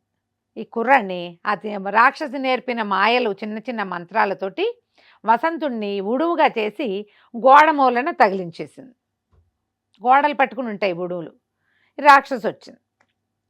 వచ్చాక ఏమిటే నరవాసన వస్తుంది అంటే, నేను మనిషినేగా, నా వాసనే వస్తుంది, కాదంటే నన్నే చంపు తినేసేయి అని పోటాడింది కళావతి. రాక్షసి అయ్యో అయ్యో అది ఎందుకు చేస్తానే అమ్మా, నువ్వంటే ఎంతో ముద్దు ప్రేమ నాకు, నేను అట్లాంటివి ఏం చేయను, సరే పద అన్నం తిందామని ఇద్దరు కలిసి అన్నాలు తిన్నారు. తర్వాత ఏమో ఆ రాక్షసి కొత్తగా తెచ్చిన వస్తువులన్నీ బంగారు వస్తువులు అవి ఇవి చూపించింది, పడుకొని నిద్రపోయింది. తెల్లవారాక వెళ్ళొస్తా మళ్ళీ వస్తానని వారం వారం వస్తుందన్నమాట. వెళ్ళిపోయింది. వెళ్ళిపోగానే ఈ పిల్ల ఏం చేసింది, ఆ ఉడువుగా మారిన వసంతుణ్ణి మళ్ళీ మనిషిగా మార్చేసింది. వారం రోజులు కులాసాగా విహరించారు. తల్లి వస్తోంది అనగానే తెలిసిపోతుంది దానికి. కుర్రాన్ని ఉడువుగా మార్చేస్తుంది. కొన్ని వారాలు గడిచిపోయినాయి. ఇద్దరు కులాసాగా వండుకొని తింటున్నారు, పరుగులు పెడుతూ ఆడుకుంటున్నారు, సముద్ర తీరంలో ఆడుతున్నారు నీళ్ళలో. కొత్తలో ఏముంది, కొత్తగా పెళ్ళిళ్ళైన వాళ్ళకి చాలా సరదా ఉంటుంది, మొదట్లో అంత బోర్ కొట్టదు. ఈ మాట్లాడుకోగా వసంతుడు అన్నాడు, ఈ దిక్కుమాలిన గోలేమిటి, నువ్వు ఒక్కదానివే పడి ఉండటం ఏమిటి, రాజకుమార్తెవి, పోనీక రాజకుమార్తె కాకపోయినా మనుషులు సహాయం కావాలి కదా, అన్ని పనులు నువ్వే చేసుకుంటూ ఎవ్వరూ లేకుండా రెండో మనిషి కనపడకుండా ఎందుకు ఉండాలి, నాతో వచ్చేద్దు కానీ మన వెళ్ళిపోయి మన స్నేహితులను కలుసుకుని మా ఊరు వెళ్ళిపోదాం. అవంతి దేశంలో ఎవరు మీ వాళ్ళు లేరు, కానీ మా దేశం నిండా మనుషులు ఉన్నారు కదా అంటే ఈవిడ పోనివ్వదు. ఎట్లా అంటే ఈ రాక్షసుని చంపేద్దాం, అదేం పెంచింది కానీ నీ తల్లి కాదు, అది మనిషే కాదు, ఎన్నాళ్ళు ఇలా ఉంటావు అని బాగా ప్రోద్బలం చేశాడు. ఆ రాక్షసి ఎట్లా చచ్చిపోతుందో తెలియదు, దాన్ని ఏం చేస్తే ఏమవుతుందో తెలియదు. ఇప్పుడు రాక్షసి ఎలా చనిపోతుందో కనుక్కోవాలని భావించారు. ఒక రాక్షసి చేత పెంచబడుతున్న కళావతి ఇతనికి భార్యగా ఉంది, వాళ్ళిద్దరూ కలిసి ఉన్నారు. అయితే ఈ వసంతుడు ఏమనేవాడు ఈ అమ్మాయితో, ఈ రాక్షసిని ఎట్లా నమ్ముతాము, ఈమె ప్రాణ రహస్యం తెలుసుకోవాలి అని. రాక్షసి రాగానే ఆవిడ వస్తూ ఉండగానే వసంతుడు ఉడువుగా మారి గోడను పట్టుకుని ఉండేవాడు. కళావతి తల్లితో ఒక పూట గడిపేది. ఆవిడ వెళ్ళిపోయాక వీళ్ళిద్దరు భార్యాభర్తలు హాయిగా తిరుగుతూ ఉండేవాళ్ళు. అయితే ఈ రాక్షసిని ఒకరోజు అమ్మాయి కళావతి అడిగింది, అమ్మ నాకు ఒక పీడకలు వచ్చింది, నువ్వు చచ్చిపోయావని, నువ్వు రాలేదని, నువ్వు రాకపోతే నాకు అన్నం ఎట్లా, నీళ్ళు ఎట్లా, సామాన్లు ఎట్లా, ఈ ఒంటరితనం ఏమిటి, ఒంటరి కోట, నేను ఒకదాన్ని ఎట్లా ఉంటానే అని అడిగింది. అడిగేసరికల్లా ఆ ముసలి రాక్షసి ఏమందంటే, నేనేమీ చచ్చిపోనమ్మా, నన్ను చంపటం అంత సులువు కాదు, మన చావు రహస్యం మన తోటలోనే ఉందని తన మరణ రహస్యాన్ని అమ్మాయికి చెప్పేసింది రాక్షసి. వెళ్ళిపోయింది. వసంతుడు ఊరుకోలే. ఎప్పుడైతే మరణ రహస్యం తెలిసిందో ఈ ముసలిది వెళ్ళిపోగానే అదేమిటి, ఈ ఒంటరి కోటకి లోపల ఈ కోటలోంచి అవతలకు వెళ్ళాక ఒక పెద్ద కొలనుంది. ఆ కొలనికి 3 సార్లు ప్రదక్షిణ చేస్తేనే ఉత్తరం వైపు కొన్ని చెట్లు కనపడతాయి. ఓసారి ప్రదక్షిణం చేస్తే కనపడదు, కొలంలో స్నానం చేయాలి. స్నానం చేసిన వాడు కొలనికి 3 ప్రదక్షిణాలు చేస్తేనే అది కనిపిస్తుంది అన్నమాట. అక్కడ ఒక తోట, అందులో ఒక పెద్ద వృక్షం, ఆ వృక్షాన్ని అన్ని కొమ్మలన్నీ కొట్టేస్తే అది పక్కకు పడిపోతుంది. అక్కడ ఒక ఇనప పెట్టె ఉంటుంది, తాళం వేసి ఆ తాళం పగలగొట్టాలి. ఆ పెట్టెలోకి దిగితే లోపలికి మెట్లు కనపడతాయి. ఆ లోపలి మెట్లల్లోకి వెళ్ళాక అక్కడ ఒక చిలక ఉంటుంది, పాతాళ గృహము. పాతాళ గృహంలో ఒక పచ్చల చిన్న పంజరం, అందులో చిలక. ఇవన్నీ దాటుకుంటూ వసంతుడు వెళ్ళి ఆ పచ్చల పంజరంలో ఉన్న చిలకని సంహరించేశాడు. రాక్షసి రాకుండా ఉండటం, మళ్ళీ ఆమె రాకూడదు, ఎందుకంటే ఈ పిల్లని తీసుకెళ్ళాడు అనుకో తమ వెంటబడి తమ రాజ్యంలోకి వచ్చేస్తుంది రాక్షసి. అందుకని ఈ పని చేశాడు. ఎప్పుడైతే ఈ చిలకని చంపేశారో ఎక్కడో తిరుగుతున్న ఆ రాకాసి ఒక్క ఎగురున వచ్చి సముద్ర తీరాన పడి చచ్చిపోయింది. ఓహో, చిలకని పట్టుకోగానే వచ్చేసింది, కానీ మరణించింది. అయిపోయింది చిలక. కాబట్టి నీ రాక్షసి కూడా మేడ మీద నుంచి చూశారు, రాక్షసి కళేబరం కనపడుతుంది. ఈ కళావతంది చిన్నప్పటి నుంచి పెంచింది రాక్షసి అయితే మాత్రం ఆఖరి చూపులు దక్కనివ్వవా, నాకు ఒక్కసారి దగ్గర నుంచి చూస్తా, మా అమ్మ పెంపుడు తల్లి కదా అని బతిమలాడింది. సరే ఒప్పుకున్నాడు. ఒప్పుకొని వసంతుడు కళావతి ఇద్దరు కలిసి సముద్రానికి నడిచి వెళ్ళారు, సముద్ర తీరానికి. సముద్ర తీరంలో ఉంది కదా కోట పెంచి దిగారు, నడిచి వెళ్ళారు. వెళ్తే సముద్ర తీరంలో కనపడిన ఈ శవాన్ని చూశాక వీళ్ళు ఏం చేశారు, చితి పేర్చి దహనం చేశారు. దహనం చేశాక సహజంగా స్నానం చేస్తారు కదా, సముద్రంలో స్నానానికి పోయారు ఇద్దరు. చాలాసేపు నీళ్లలో మునిగి తేలి కాసేపు ఆటలాడినట్టు ఆడి తిరిగి వచ్చేసారు. అయితే ఈ అమ్మాయి చేతికి 2 కంకణాలు ఉండేవి, ఒక్కరవ సైజు పెద్దవి. ఈ నీళ్లలో అటు ఇటు ఆడటంతో ఒక చేతి కంకణం జారి సముద్రంలో పడిపోయింది. యువతలకు వచ్చాక చూసుకుంది, అయ్యో ఓ కంకణం జారిపోయింది, నీటిలో పడిపోయిందని సముద్ర తీరం అంతా వెతుక్కున్నారు, కనపడలే. ఆ పిల్ల కొంచెం దిగులు పెట్టుకుంది, మా అమ్మ తెచ్చిపెట్టింది ఎప్పుడోనని అనేసరికి ఇతను అన్నాడు, ఒకటి ఉంది కదా మోడల్కి, ఈ మచ్చు ఉంది కాబట్టి దీన్ని చూపించి నా స్నేహితులు కంసాలి ఉన్నాడు కదా అతనితోటి నేను చేయించుతాను అని ప్రామిస్ చేసాడు. సరే, ఇద్దరు భార్యాభర్త కులాసాగా ఉన్నారు. కొంచెం ఇంకొక నెల గడిచాక మనం మర్రి చెట్టు ఎక్కి మా దగ్గరికి వెళ్ళిపోదాం స్నేహితుల దగ్గరికి అని చెప్పాడు. ఇంతలో ఏమైంది, ఈ కంకణం నీటిలో పడిపోయింది కదా, ఈ నీటిలో పడిపోయిన సముద్రంలో పడిపోయిన కంకణాన్ని ఒక చేప మింగింది. ఆ చేప ఈ సముద్ర తాలూకు అవతల ఇంకా ముందుకి తీరంలో ఉన్న ఒక రాజ్యంలో ఉన్న జాలరి వాళ్ళకి చిక్కింది. వాళ్ళు ఏం చేశారు, ఆ చేపని కోసి అందులో కంకణం దొరికేసరికల్లా ఆ రాజ్యంలో ఒక రూల్, ఇట్లా ఎక్కడైనా సరే ప్రత్యేకంగా ఏం దొరికినా రాజుకి సమర్పించాలి. ఆ రాజుగారి పేరు కందర్పకేతు. ఆ రాజుగారికి సమర్పించారు. రాజుగారు చూశాడు, ఆ వస్తువు చూస్తే కంసాలికి వాళ్ళకి వీళ్ళకి చూపించాడు. మామూలుగా ఉంటారు కదా సొన్నారంటారు, ఏమనాలి, మన అప్రైజర్లు వాళ్ళు, గోల్డ్ స్మిత్. చూపించేసరికల్లా ఆయన అన్నాడు, అయ్యా ఇది భూలోకంలో తయారైన వస్తువు కాదండి. మామూలుగా మనం బంగారంతో ఏదైనా వస్తువు చేయాలంటే దానికి వెండో సత్తో కలుపుతాం, రాగో కలపాలి. ఇది 24 క్యారెట్లు మేలిమితో వస్తువు చేస్తే మెత్తగా ఉంటుంది. ఇది మేలిమి వస్తువు మన దగ్గర భూలోకంలో జరగదు. మనం కొన్ని దేవతాభరణాలు చూస్తాం మేలిమితో చేయబడ్డవి, ఇది అలాంటిది. దాంట్లో పచ్చలు అవి పొదుగున్నాయి. ఆ వస్తువుని అతని చేత్తో పుచ్చుకుంటే ఏదో ఒక మహాద్భుత సౌందర్యవతి చేయి పుచ్చుకున్నట్టుగా అనిపించింది రాజుగారికి. ఇక రోజు దాని మీదే ఆయనకి దృష్టి. ప్రతిరోజు చేతికి పట్టుకుని చూసుకుంటూ ఏమనేవాడు, ఎవరో అందగత్తైన అమ్మాయి వేసుకుంటుంది, ఆ అందగత్తె కావాలి నాకు అని ఏం చేశాడు, కొన్నాళ్ళకి ఊళ్ళో చాటించాడు. ఈ పచ్చల కడియం వేసుకోగలిగే మహాద్భుత సౌందర్యవతిని, అంటే ఒకటి మనకు దొరికింది, రెండోది ఆమె దగ్గర ఉండుంటుందిగా, ఆ అందగత్తెని పట్టుకొచ్చిన వాళ్ళకి అర్ధరాజ్యం ఇస్తానన్నాడు. వాడి పిచ్చ చూడు, ఈ వెర్రి కథలన్నీ ఇలాగే ఉంటాయి. అర్ధరాజ్యం అంటే ఊళ్ళో వాళ్ళంతా అసలు దేవతాభరణం మనకెక్కడ దొరుకుతుందని ఊరుకున్నారు, కానీ ఒక కంత్రి ముసలమ్మ ఒక ఆవిడ ఉంది, ఆ వస్తువు నాకు చూపించండి నేను ప్రయత్నం చేస్తానని వస్తువు చూసింది. చూసి బాగా గుర్తుపెట్టుకుని వస్తువు ఎట్లా ఉంది, దానికి ఎన్ని గీతలు ఉన్నాయి, ఎన్ని పచ్చలు ఉన్నాయి, పచ్చల షేప్ ఎట్లా ఉంది, మధ్యలో తెల్లరాళ్ళు డైమండ్స్ ఉన్నాయి లేదా అవన్నీ చూసుకుని ఈ బెస్తవాళ్ళ దగ్గరికి వెళ్ళి ఎక్కడ మీరు వల వేస్తే చేపలు దొరికినాయో చెప్పండి అని పట్టుకుని, వాళ్ళు ఫలానా చోట వల అంటే సరే, అక్కడి నుంచి ఎగువకి దారి ఉంది, దిగువ దారంతా మందే. చేపలు ఎప్పుడు ఎట్లా వస్తాయి, ఎగువ నుంచి దిగువకు వస్తాయి. కాబట్టి ఒక పడవ ఇప్పించుకుని రాజుగారి చేత పెద్ద నౌక లాంటిది ఎగువకి ప్రయాణం చేయటం మొదలుపెట్టింది. ఈ వెళ్ళగా ఎగువకి ప్రయాణం చేస్తుంటే సముద్ర తీరాన్ని ఆనుకుని ఉన్న ఒంటరి కోట కనపడింది. చాలా గంటల పాటు అక్కడ లంగరేంచి దుర్భిణితోటి చూస్తూ ఉంది. చూడగా ఈ ఒంటరి కోట పెద్దది, బ్రహ్మాండమైన హర్మ్యం. అది కోట అంటే అలా కనపడుతోంది. మనిషి పిల్ల మేక ఎవరు ఉన్నట్టు కనిపించట్ల, మనుషులు లేరు. చూడగా కోటలోంచి ఒక అమ్మాయి అబ్బాయి పరిగెత్తుకుంటూ సముద్రం వైపుకి రావటం, వాళ్ళిద్దరూ సయ్యాటలాడుకుంటున్నట్టుగా కనపడింది. ఎవరో స్త్రీ పురుషులు ఉన్నారు. ఆ అమ్మాయి అది కొంచెం ఎండలో చేతులు కదుపుతూ ఉంటే ఆభరణాలు మెరుస్తున్నాయి.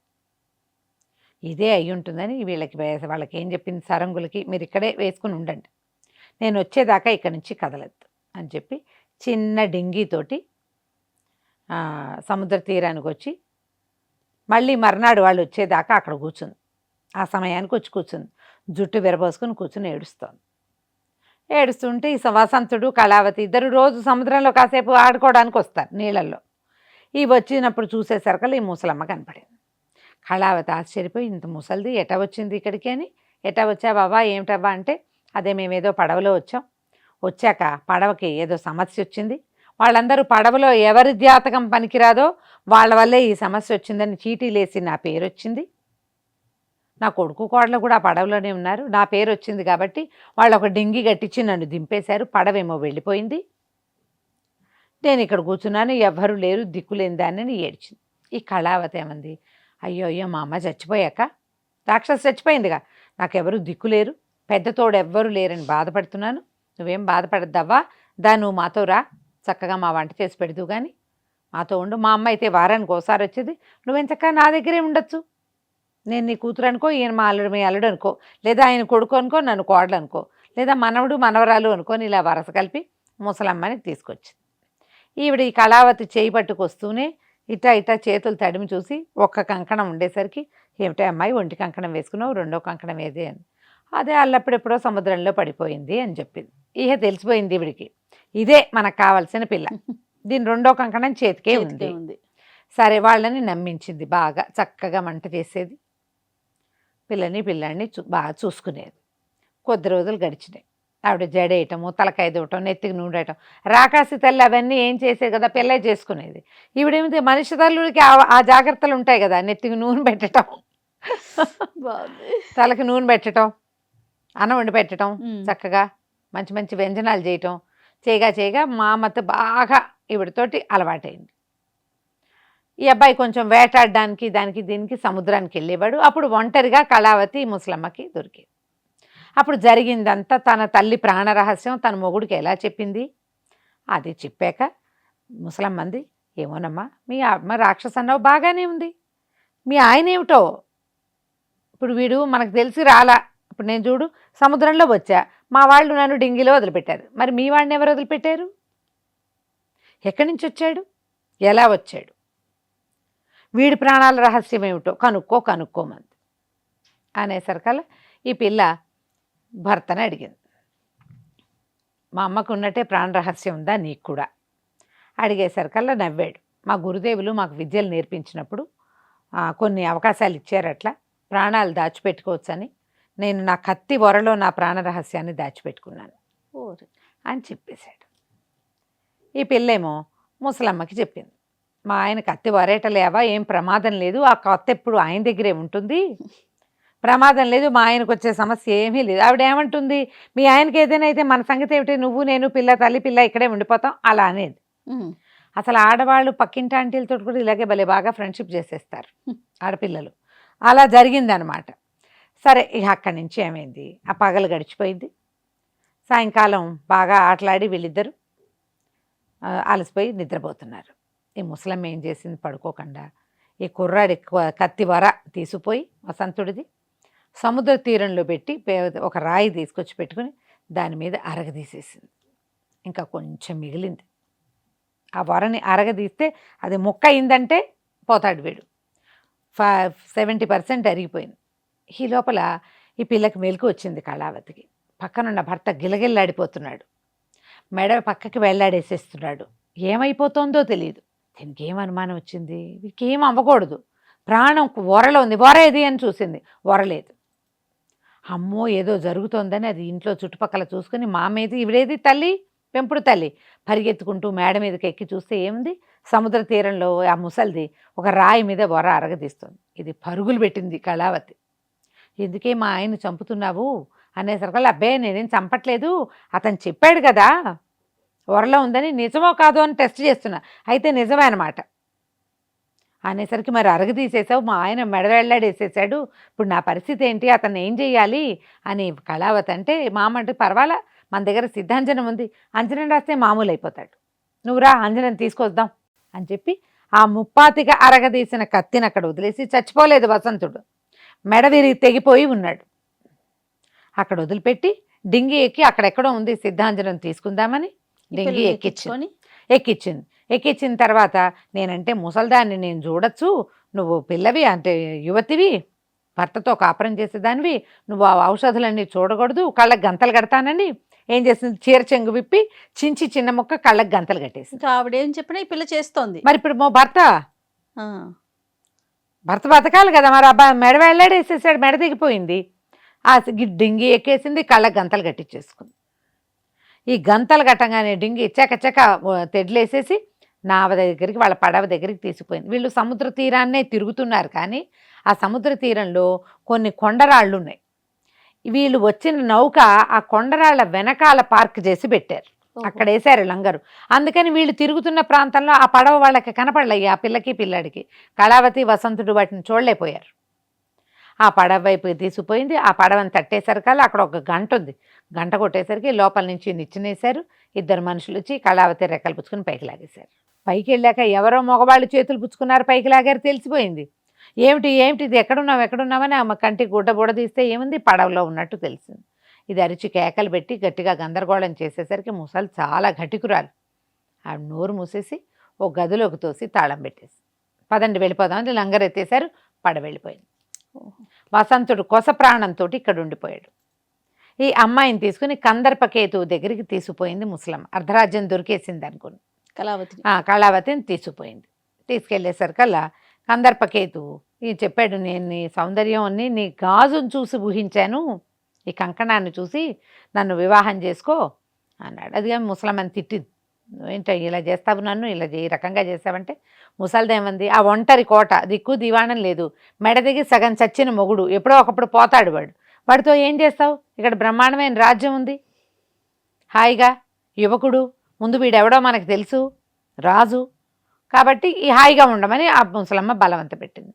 ఈ పిల్ల బాగా ఆలోచించుకుని, నాకేదో వ్రతం ఉంది, ఏడాది దాకా నేను ఎవరి పరపురుషుడి మొహమే చూడను, నాకు ఈ వ్రతం అయ్యేదాకా నా జోలికి రావద్దని గట్టిగా పట్టేసి అక్కడ చిక్కుబడిపోయింది కళావతి.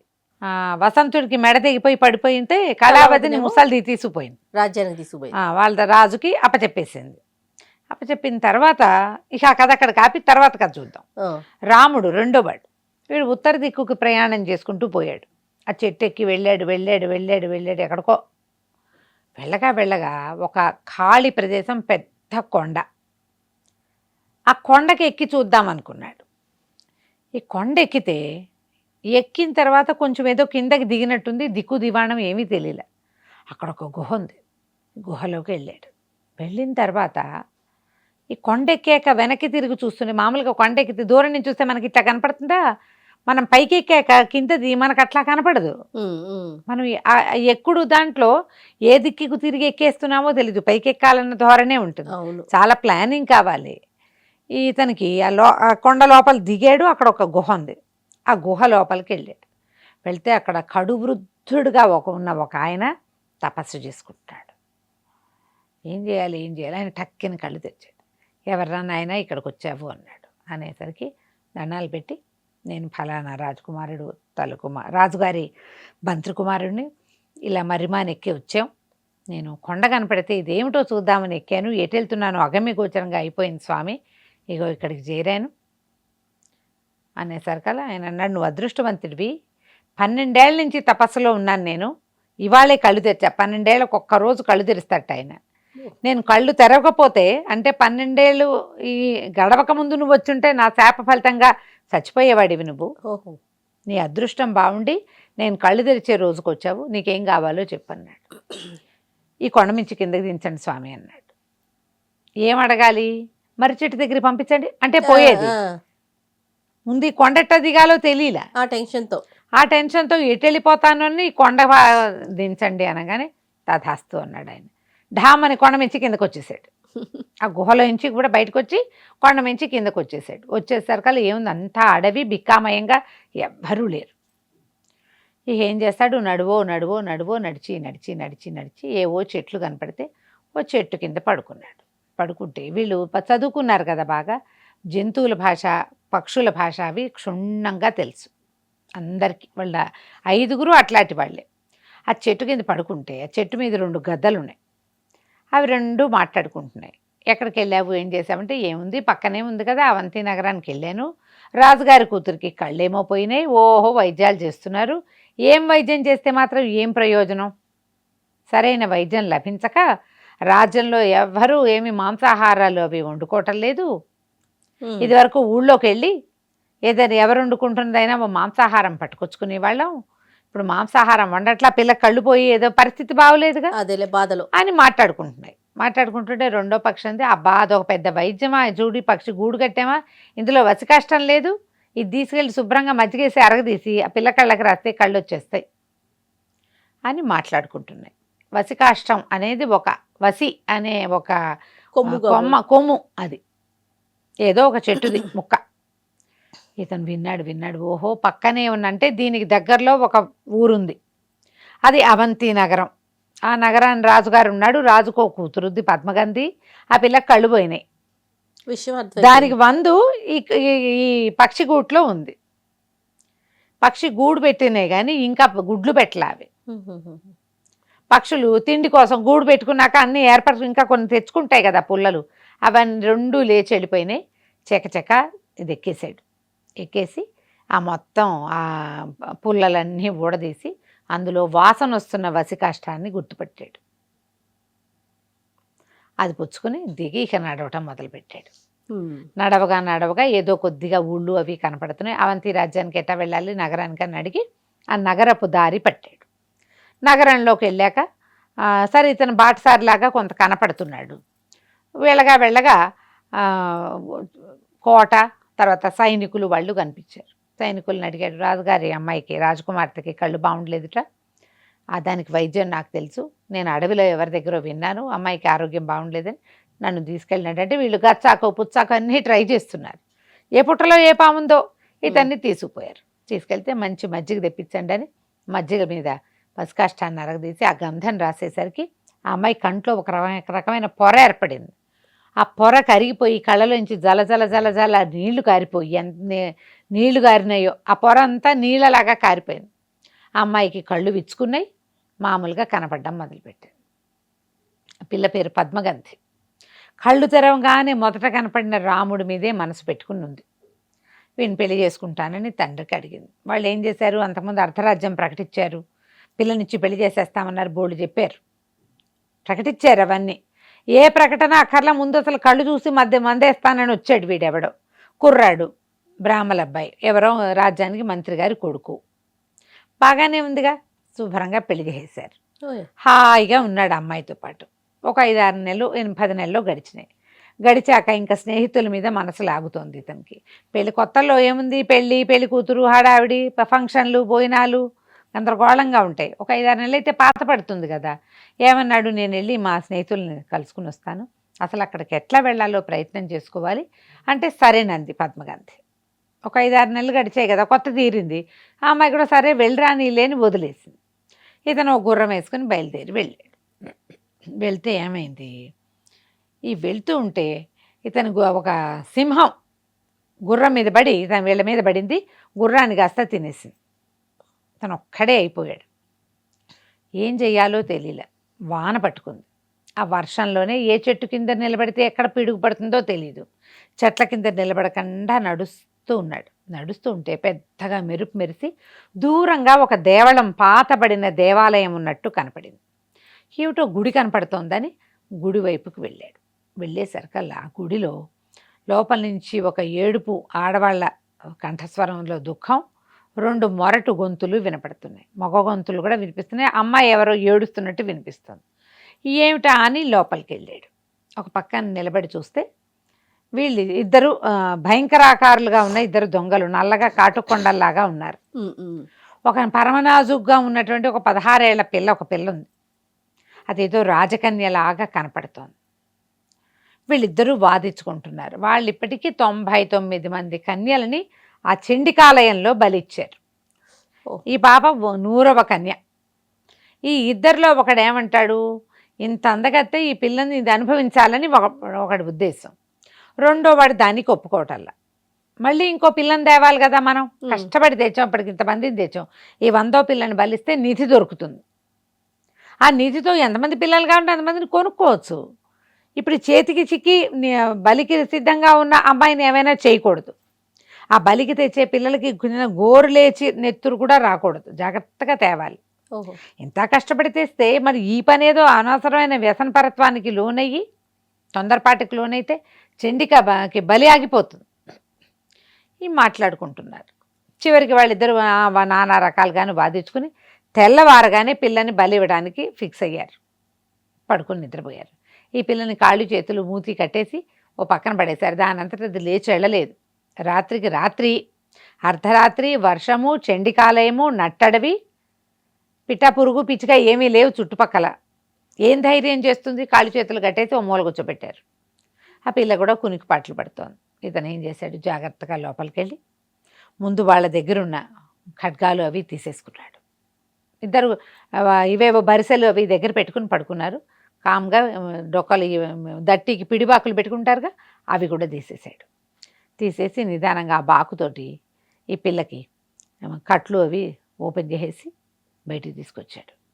తీసుకొచ్చేసరికల్లా అమ్మాయి, ఎవరు మీరు ఏమిటి అని అడిగితే, ఈ పక్కన రాజ్యానికి రాజుగారి అల్లుడిని, నేను ఎవరినో కాదు, పద్మగంధి నీ భార్యకి పింతలి కూతుర్ని తనకి కళ్ళు వచ్చిన అబ్బాయి కళ్ళు ఎవరి వల్ల వచ్చినాయో అతనికే ఇచ్చి వివాహం చేశారని తెలిసింది, నేను నీ మరదల్నే అని చెప్పాక ఈ అమ్మాయిని ఏమన్నా నేను చేశాడు, వాళ్ళు ఏమో మంచినీళ్ళు తిండి తెచ్చుకున్నారు, కాసిన మంచినీళ్ళు తగ్గించి నువ్వు బయటకు వచ్చో, తెల్లవారాక వీళ్ళ సంగతి చూద్దాం, వీళ్ళని చంపేయచ్చు అంటే నిద్రపోతున్న వాళ్ళని చంపచ్చా, చంపలేదు. తెల్లవారాక వీళ్ళిద్దరు దొంగలిద్దరు నిద్ర లేచి చూసుకున్నారు, ఇతనేమో కత్తి డాలు పట్టుకుని వీళ్ళ మీద కురికాడు. చెండికకి బలి ఇవ్వడానికి తీసుకొచ్చిన రాచపడుచు మీద అఘాయిత్యం చేయాలనుకున్నారు. శక్తి సేవకుండి నేను మీ అంతు చూడడానికి వచ్చాను, మానేశారు. కానీ ముందు ఆలోచన ఏమొచ్చింది, ఇదే ఆలోచన. వాళ్ళిద్దరు గీవురు గావురమని నడిచారు. మొత్తానికి యుద్ధంలో ఈ రాముడు చెరుకో కత్తిపోటు ప్రసాదించి వాళ్ళిద్దరిని సంహరించాడు. ఈ పిల్ల ఇతను మిగిలారు. బయటకు వచ్చారు గుళ్ళోంచి, ఆ శక్తి దేవాలయంలోంచి శవాలను తీసి బయట పారేశాడు. దేవాలయం శుభ్రం చేసి కాస్త అమ్మవారికి దండం పెట్టుకుని బయటకు వచ్చారు. ఆ అమ్మాయి ఏమంది, ఇప్పుడు నన్ను కాపాడేవు, నువ్వు మానము ప్రాణము రెండు నీ వల్లే కాపాడబడ్డాయి, నువ్వే నా భర్తవి అని అక్కడ చండికాలయంలో ఉన్న ఒక పువ్వుల మాల తీసి ఇతని మెడలో వేసింది. మన ఇద్దరం భార్యాభర్తలుగా ఉందాం, నీ మరదలే కాబట్టి నాకు వివాహం చేసుకున్నా ఏమీ తప్పులేదు, రాజులకు ఒక 3-4 వివాహాలు ఉండొచ్చు కదా ఆ రోజుల్లో, సరే ఇద్దరం కలిసి ప్రయాణం చేద్దామని బయలుదేరారు. హాయిగా ఆడుతూ పాడుతూ అడవిలో పళ్ళు కాయలు కోసుకుంటూ అక్కడ ఎక్కడ కావాలంటే అక్కడ పడుకుంటూ నడవడం మొదలుపెట్టారు. ఇప్పుడు వీళ్ళు ఎక్కడికి వెళ్ళాలి, మర్రి చెట్టు దగ్గరికి వెళ్ళాలి, అది ఎక్కడుందో తెలియదు. వెళ్తుంటే ఏమైంది, ఒక ఆటవిక పల్లె ఒకటి కనపడింది. ఆ ఆటవిక ఈ పల్లెలోంచి ఒక కుర్రాడు, ఒక అతను, ఒక మరీ కుర్రాడు కాదు, నడివయస్కుడు కాదు, వీళ్ళకంటే కొద్దిగా పెద్దవాడు, అతను ఏవో పట్టుతైనా అవి పట్టుకుని వెళ్తున్నాడు. వీళ్ళు అడిగారు, మాకు ఇక్కడ ఆహారం దొరుకుతుందా, ఈ 2 రోజులు ఆశ్రయం దొరుకుతుందంటే, రండి రండి నేను ఆశ్రయం ఇప్పిస్తానని తీసుకుపోయాడు. ఇది తీసుకెళ్ళి ఈ కనకవల్లి అనుకుందాం, పిల్ల పేరు కనకవల్లి అని పెడదాం. ఈ కనకవల్లి అద్భుతమైన సౌందర్యవతి, 16-17 ఏళ్ల పిల్ల. ఈ భిల్లుడికి ఈ అమ్మాయి మీద దృష్టి పడింది. ఈ పిల్లని సొంతం చేసుకోవాలి ఎలాగైనా. వీళ్ళకి ఏం చేశాడు, ఒక గుడిసె చూపించాడు. హాయిగా ఈ గుడిసెలో విశ్రాంతి తీసుకోండి, రేపు మీరు చెప్పిన మర్రి చెట్టు వైపుకి నేను తీసుకెళ్తాను మిమ్మల్ని అని డైరెక్షన్ చేశాడు. తెల్లవారుజామున వచ్చి కనకవల్లిని నిద్రలేపాడు. నిద్రలేపేసరికి మా ఆయనేటి, నా భర్త ఏడని, ఇదిగో అని చూపించాడు. అక్కడ ఒక కుక్క ఉంది. ఏమన్నాడు, నాకు దగ్గర మంత్రపక్షింతలు ఉన్నాయి, అవి చల్లితే కుక్క అయిపోతారు, నీ భర్తను కుక్కని చేశా, నన్ను పెళ్లి చేసుకొని నువ్వు నాకు నచ్చావు. ఏం చేయాలో తెలియలేదు. ఈ కుక్కని మామూలు మనిషి ఎట్టా చేయాలి, వీడి నుంచి ఎట్టా తప్పించుకోవాలి. మన ఊరు అక్కడెక్కడో, వాళ్ళేమో నన్ను ఎక్కడి నుంచో ఎత్తుకొచ్చారు. బావదేమో ఏం భర్త అయిన బావదేమో అది ఇంకేదో ఊరు, అతను వెళ్ళాల్సిందేమో మర్రి చెట్టు. 3 ట్రయాంగిల్ తాలూకు 3 కొసల్లోనూ 3 ఉంటే నేను మధ్యలో ఉన్నా, ఇప్పుడు ఏం చేయను వీడితోటి.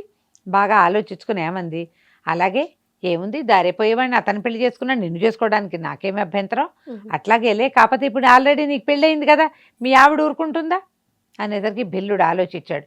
అమ్మో మా ఆవిడ ఊరుకోదన్నాడు, మరి ఇక నేను పద మనం ఇంకో చోట కాపురం పెట్టుకుందాము అని చెప్పి, భర్తతో ఒక కత్తి ఉంది, అదే ఆ కత్తి పుచ్చుకుని కుక్కని చేత్తో పుచ్చుకుని పద వెళ్దామని చెప్పి వీణి పుచ్చుకుని బయలుదేరింది.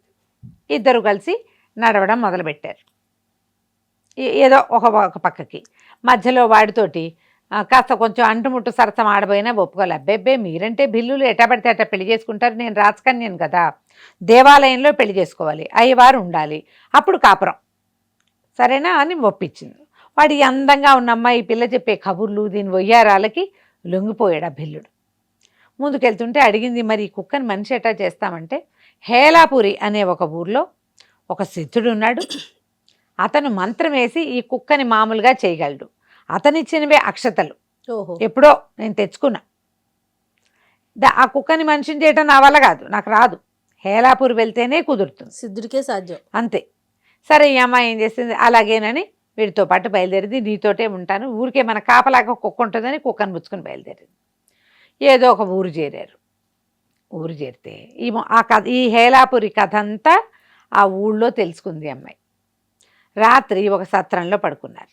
ఈ పెళ్ళి ఏం చేసింది, తెల్లవారుజామున సత్రంలో అందరూ మంచి నిద్రలో ఉండగా లేచి ఆ కత్తి తీసి ఆ పడుకుని ఉన్న భిల్లుణ్ణి 2 ముక్కల కింద నరికేసింది.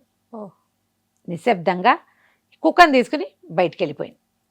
ప్రజలు ఏమనుకుంటారు, ఎవరో సౌందర్యవతి అయిన పిల్లని భిల్లుడు తీసుకొచ్చాడు, ఎవడో మంచి గట్టివాడు ఈ భిల్లుడిని చంపేసి పిల్లని తీసుకుపోయాడు, అంతేగాని పిల్లే వెళ్ళిపోయింది అనుకోరు. ఇప్పుడు ఈ పిల్లని గురించిన సమాచారం ఎవరికి కావాలి? భిల్లుడు చచ్చిపోయాక వాడికి చుట్టాలు మేనమావ కొడుకులు ఎవరు లేరు అక్కడ, వాడు అక్కడ చచ్చిపడి ఉన్నాడు. ఈ అమ్మాయి బయటకు వచ్చేసింది. హేళ అప్పుడు ఏమనుకుందంటే, నేను ఇంత అందంగా ఉండటం వల్లే కదా ఈ తిప్పలు వచ్చినాయని శుభ్రంగా మొహానికి మసి పూసుకుని, ఈ భిల్లుడు తాలికివే కొన్ని బట్టలు ఏవో ఉన్నాయి, ఆటవిక బట్టలు ఉన్నాయి, వస్త్రాలు తెచ్చుకున్నాడు వాడు పూట. ఆ బట్టలు కట్టుకుని పురుష వేషం వేసుకుని ఈ కుక్కని చేత పుచ్చుకుని హేలాపురిని వెతుక్కుంటూ బయలుదేరింది. ఏముంది, ఎక్కడో పండో కాయో దొరుకుతుంది, కుక్క దాని ఆహారం అది సంపాదించుకుంటుంది, అంతే, మరి ఇంకేం చేస్తాం. అట్లా బయలుదేరి వెళ్ళింది. మూడో వాడి కథ చెప్పుకుందాం ఇప్పుడు. మూడో వాడు ఎవరు? ఈ వరప్రసాదుల్లో ప్రవరుడు. ఇతను బ్రాహ్మణుని కుమారుడు, పురోహితుని కుమారుడు. ఇతను నడిచి నడిచి బయలుదేరాడు, ఈ చెట్టు ఎక్కాడు. అదే 4వ బ్రాంచ్ ఎక్కాడు కదా, 3వ బ్రాంచ్ మర్రి చెట్టు తాలూకు 3వ శాఖ. ఇక వెళ్ళగా వెళ్ళగా వెళ్ళగా వెళ్ళగా వెళ్ళగా ఒక నిర్జనంగా ఉన్న ఒక అడవి ప్రాంతంలోకి వెళ్ళాడు. వెళ్తే ఆ అడవిలో దొంగలు ఉన్నారు. ఇతని దగ్గర వీళ్ళు గుర్రం వేసుకుని బయలుదేరాడు. గుర్రము, కత్తిడాలు, ఒంటి మీద ఉన్న నగా నాణ్యం, కొంచెం అలంకారాలతో ఉన్నారు కదా వీళ్ళు. ఒక రాజుగారికి దేవతా వస్త్రాలు ఇచ్చి ఆయన దగ్గర నుంచి నగా నట్ర బాగా సంపాదించుకున్నారు వీళ్ళు. ఆ మొత్తం నగలు ఒలిచేసుకున్నారు. ఒలుచుకున్నాక ప్రవర్తన ఇక పోగొట్టుకోవడానికి ఏమీ లేదు, ఒట్టిగా మన ఇంకెవరేం చేస్తారు, అవును, ఇక ఏమీ లేవు, ఆయుధాలతో సహా అన్నీ పోయినాయి. అట్లా నడుచుకుంటూ నడుచుకుంటూ వెళ్ళాడు. మధ్య మధ్యలో దొరికిన కాయా కసురు తిన్నాడు, ఏవో ధర్మశాలలు ఉంటే ఎక్కడో చోట భోజనం చేశాడు. చివరికి ఒక నగరాన్ని చేరుకున్నాడు. చేరుకుంటే ఈ నగరంలో ఒక గుర్రపు శాల ఉంది, కోట గోడని ఆనుకుని. ఈ గుర్రపు శాల వాకిట్లో పెద్ద పెద్ద డెక్కేలు అరుగుల్లాగా ఉన్నాయి, టెక్కె అంటారు. ఆ టెక్కె మీద నడుం వాల్చి చూస్తూ ఉంటే అతనికి కోట గోడ మీద నుంచి, అది అంతఃపురం ఏమో అని అనిపించింది, ఒక తాటి నిచ్చెన బయటకు వచ్చింది. అతను అట్లా చూస్తున్నాడు, ఏమిటి నిచ్చెనేసారి పైనుంచి అని. ఆ నిచ్చెన మీద నుంచి ఒక 18-19 ఏళ్ళ అమ్మాయి, 17-18 ఏళ్ళు ఉంటాయి, చక్కగా ఉంది, దూరం నుంచి చూడ్డానికే. ఆ తాటి నిచ్చెన మీద నుంచి కోట గోడ మీద నుంచి దిగేసింది. చూస్తూనే ఉన్నాడు. ఇంచుమించుగా అర్ధరాత్రి అయింది, ఒక 12:30 అట్లా అయిపోయింది. ఈ కోటకు చుట్టూతో అక్కడక్కడ దీపాలు ఉన్నాయి, ఆముదం దీపాలు. ఎక్కడి నుంచి అయితే ఈ అమ్మాయి దిగిందో అక్కడ కనుచి ఇక్కటే ఉంది, చిన్న కను వెలుగు ఉంది తప్ప ఎక్కువ వెలుగు లేదు. ఇతనికి ఏమనిపించింది, దీని మించి దిగుతున్న ఈ అమ్మాయి తన వైపే నడిచేస్తున్నట్టుగా తోచింది. ఓకే, చకచక వచ్చేసింది దగ్గరికి, వీపి తట్టింది, పద వెళ్దామంత. ఏమిటో తెలియలా, ఏం చెయ్యాలి తెలియలేదు. సరే పద అంది కదా, కపుక్కున్న లోపల నుంచి 2 గుర్రాలు చేత్తో పుచ్చుకొచ్చింది. లోపలికి వెళ్ళింది, యువతలు కట్టేసున్న 2 గుర్రాలని పట్టుకొచ్చింది. ఎక్కువ వెళ్ళిపోవాలి, సమయం మించిపోతుంది. అది ఈ అబ్బాయి ఎక్కేశాడు, అమ్మాయి ఎక్కేసింది. 2 గుర్రాలు దౌడు తీసుకుంటూ వెళ్ళిపోయింది. ముందుకు వెళ్ళాక ఇక ఇట్లా ఈ అర్ధరాత్రి 12 అయిందిగా, ఇక తెల్లవారేదాకా దౌడు తీస్తూనే ఉన్నారు. మధ్యలో ఒక 4 గంటలు అట్లా పొద్దు వస్తుంది కదా, పొద్దుపడుపు, ఇది మన వెనముద్దలాగా వస్తాడట, వేగు చుక్క పొడుస్తుంది, పొద్దు పడవటం అనరు దాన్ని, వేగు చుక్క పడవట, చుక్క పొడుపు. ఈ చుక్క పొడిచే సమయానికి అమ్మాయి ఏం చెప్పిందంటే, అసలు నాకు ఎట్లాంటి ముఖ్యమైన పని వచ్చిందో తెలుసా, ఎక్కడి నుంచోట ఒక గణికా శిరోమణి వచ్చింది, ఆవిడ చాలా గొప్ప నాట్యగత్తట, ఆవిడని పరీక్షించమన్నారు మా నాన్నగారు, నేను తలనొప్పి అని తప్పించుకున్నాను, నీకు భలే అదృష్టవంతుడు, నువ్వు ముందే వచ్చి పడుకున్నావు అన్నది. ఈ ప్రవరుడికి ఏం చెప్పాలో తెలియదు, అదేమిటో తెలీదు ఇతనికి. అని ఏదో గొంతు సవరించుకున్నాడు. ఈ అబ్బాయి ఏం చెప్పాడో ఆ అమ్మాయి వినలే. ముందుకు వచ్చేసారు. తెల్లవారేసరికి ఆ అమ్మాయి తెలుసుకుంది, తను ఎవరితో వచ్చానని భావిస్తుందో ఆ వాడు ఈ వాడు కాదు. ఓహో, ఆ అమ్మాయి ఎవరో ఒకడికి చెప్పింది అక్కడికి. ఇంతకీ ఈ అమ్మాయి ఎవరు?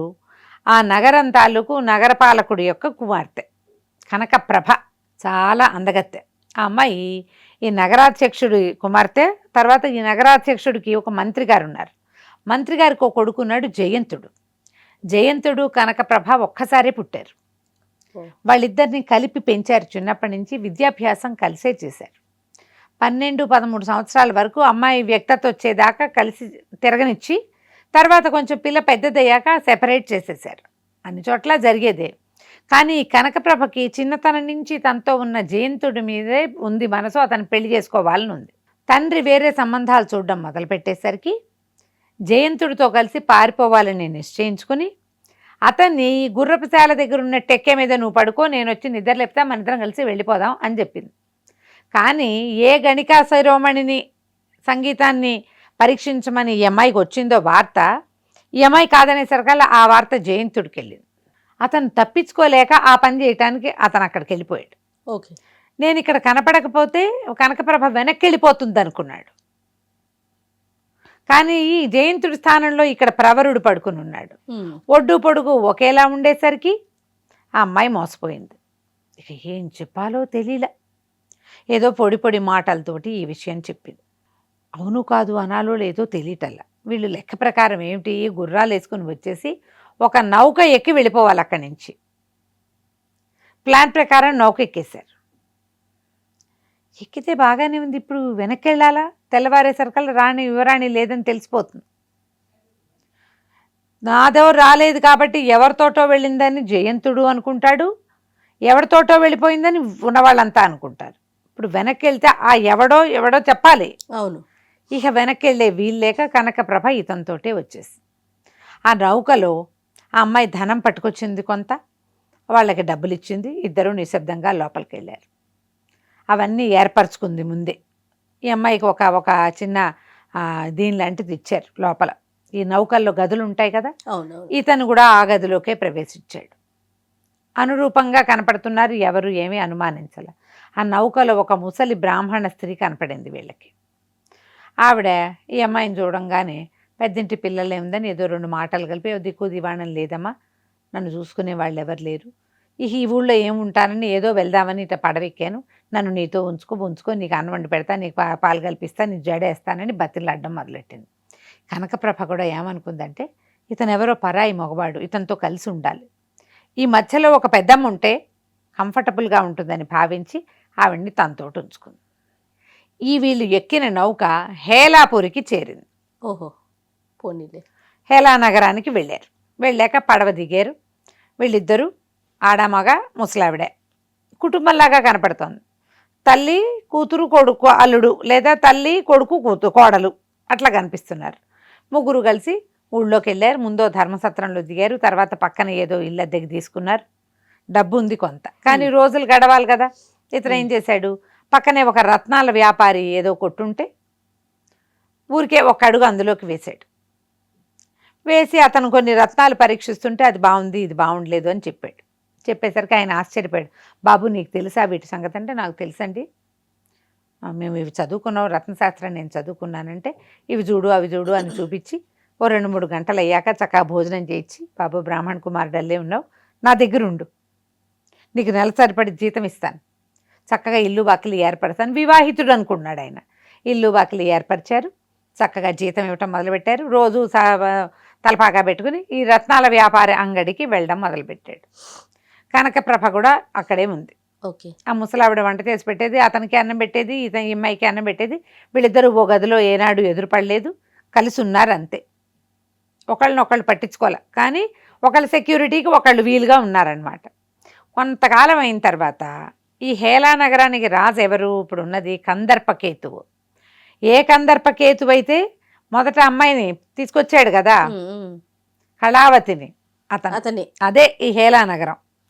అతనికి దగ్గరికి ఎవరో ఒక వర్తకుడు ఒక అద్భుతమైన రత్నాన్ని తీసుకొచ్చాడు. ఇది కొన్ని లక్షలు విలువ చేస్తుందని చెప్పాడు. వాడు చాలా కాన్ఫిడెంట్గా ఉన్నాడు. ఊళ్ళో ఉన్న రత్నాల వ్యాపారులందరూ ఓహో అద్భుతం అన్నారు. అద్భుతం తర్వాత ఈ ఎక్కడైతే మన వసంతుడు పనిచేస్తున్నాడో అక్కడికి అది ప్రవరుడు ఎవరి దగ్గర పనిచేస్తున్నాడో ఈ రత్నాన్ని పరీక్షించడం కోసం ఒక ఇది వచ్చింది, ఏమంటారు, ఆహ్వానం. రత్న పరీక్షకులు ఎవరైనా ఉంటే రావచ్చు, మీరు కూడా రండి అంటే, మన దగ్గర అద్భుతమైన వాడు ఉన్నాడని కుర్రాన్ని తీసుకుపోయాడు. తీసుకెళ్తే వ్యాపారస్తుడు, బాబు ఇదేదో కొన్ని కోట్లు వెలువ చేస్తుంది అంటున్నారు, రాజుగారు ఇది కొనడానికి సిద్ధంగా ఉన్నారు, ఇది చూడమంటే అతను అటు ఇటు తిప్పి, వారి ప్రవరుడు, ఇది గాజురాయి, ఇది వజ్రం కాదు, దీనికి అసలు ఖరీదే లేదు, ఇది ఇట్లా ప్రత్యేకంగా చెక్కబడి ఉండటం వల్ల ఇది ఖరీదైందిగా భాషిస్తోంది కానీ కాదు. రాజు ఆశ్చర్యపోయాడు. అదేంటి వీళ్ళందరూ లేటు కట్టారు దీనికి, మీ దగ్గర ఉన్న కుర్రాడు, ఇతను ముక్కుపచ్చలారినట్టుగా కుర్రాడుగా ఉన్నాడు, ఇతనేటా చెప్తాడు అనేసరికి ఇక ఇతను ఏం చేశాడంటే ఒక అద్దం తెప్పించండి, ఇనప పలక అయినా సరే ఓ పలక తెప్పించారు, గోడకేసి పెట్టారు. పెట్టేసరికల్లా ఇతను ఆ రాయిని ఎగరేసి దానికేసి కొట్టాడు. కొట్టేసరికల్లా నువ్వు గింజంత సన్నగా ముక్కైపోయింది. వజ్రం అయితే పగిలేదు కాదు, పగలకూడదు. గాజురాయిలాగా పగిలింది. ఆ వచ్చిన వ్యాపారస్తుడు తలదించుకున్నాడు. ఊళ్ళో ఉన్న వాళ్ళంతా ఆశ్చర్యపోయారు. రాజుకి మరీ ఆశ్చర్యం వేసింది. ఇంత చిన్నవాడు ఎంత బాగా చెప్పాడు, వస్తువు చూడంగానే చెప్పేశాడే అని రత్నాల వ్యాపారిని ఏమన్నాడు, నీ సలహాదారిని నా దగ్గర పెట్టుకుంటాను అని చెప్పి ఈ ప్రవరుణ్ణి తన దగ్గర ఉంచుకున్నాడు. ఇంకొంచెం పెద్ద భవనం అలాట్ చేశారు. జీతం భత్యం పెరిగినాయి. రోజు రాజు దగ్గరికి వెళ్ళటం, కాసేపు మాట్లాడుతూ ఉంటే ఈ ప్రవరుడు చాలుకు తెలివైన మాట తీరు, చాలా తెలివైనవాడు, ప్లాన్డ్గా మాట్లాడతాడు, రత్నాల పరీక్ష చేయగలడు, మంచి మాటలు చెప్తాడు, తెలివిగా చేయొచ్చు చేయకూడదు చెప్పగలడు, చటుక్కున సమయం గణన చేయగలడు. ఇన్ని లక్షణాలు ఉంటే ఎవరు వదిలిపెడతారు? అంతేగా. రాజు బాగా తన దగ్గర చేయటం మొదలుపెట్టాడు. ఒకనాడు ఏమైందట, ఊళ్ళో నుంచి రాజుగారి ఈ ప్రవరుడి ఇంటి నుంచి మాసిన బట్టలు తీసుకెళ్తున్నటువంటి మడేలు రాణివాసానికి వెళ్ళింది. వెళ్ళినప్పుడు ఎవరి బట్టలు మోసుకొని ఇటు వస్తున్నావే అని రాణిగారు అడిగేసరికి ప్రవరుడు గారి భార్య బట్టలండి, ఆమె ఎంత అందగత్తో పుట్టుకుంటే మాసిపోయేలాగా ఉంటుందని చెప్పేసరికల్లా అదే సమయానికి ఆహారం కోసం రాణివాసంలోకి వస్తున్న కందర్పకేతు ఇదంతా వినడానికి స్త్రీ వ్యసనం ఉంది.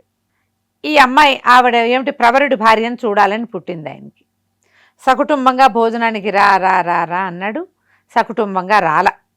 ప్రవరుడు ఒక్కడే వచ్చినప్పుడు సరే ఏమన్నాడు, రాజు మేము ఎప్పుడో ఒక అద్భుతమైన సౌందర్యవతి అయిన ఒక స్త్రీని ద్వీపాంతరం నుంచి తెప్పించాము, ఆమె ఏమన్నా నాకు లొంగలేదు, నువ్వన్నీ తెలివిగా మాట్లాడతావు, ఆమెతో మాట్లాడి ఆమెను లైన్ చేయి నాకని అడిగాడు.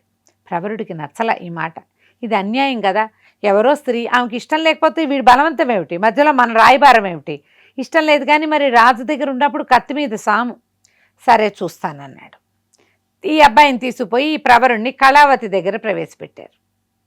ఆ అమ్మాయిని చూసేసరికల్లా ఇతను కనిపించింది, ఎంతో బుద్ధిమంతురాలుగా ఉంది, లోకజ్ఞానం ఉన్న మనుషులే కూడా లేదు. ఏమా ఎవరు ఏమిటి అనేది, నేను కొత్తగా మంత్రిగా చేరాను ఈ రాజుగారి దగ్గర, ఆయన ఈ మాట చెప్తున్నాడమ్మా అంటే ఆమె వలవల ఏడ్చింది.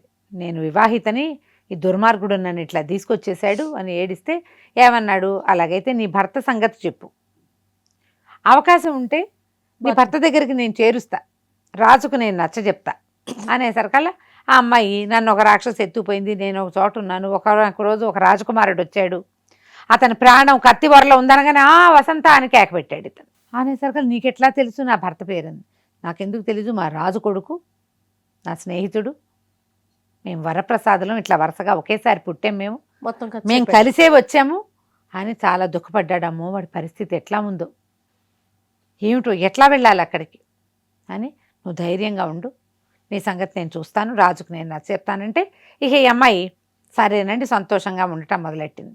ఇతను వచ్చి ప్రవరుడు రాజుకు చెప్పాడు, మీరు ఇప్పట్లో బలవంత పెట్టకండి, ఆ అమ్మాయికి ఒక సంవత్సరం వ్రతం ఉంది, రాయబారం వచ్చే దగ్గరికి సంవత్సరం అయిపోతుంది, మీరు మొదట మాట్లాడినప్పుడు ఏడాది అందా, ఇప్పుడు నేను రాయబారం వెళ్ళాను ఇక్కడి నుంచి ఏడాది, కాబట్టి ఆమె దగ్గర ఎవ్వరు వెళ్ళొద్దు, పలకరించద్దు, మాట్లాడద్దు, ఏడాది అయ్యేసరికి ఆమె మీ దారిలో పడుతుంది అని చెప్పాడు.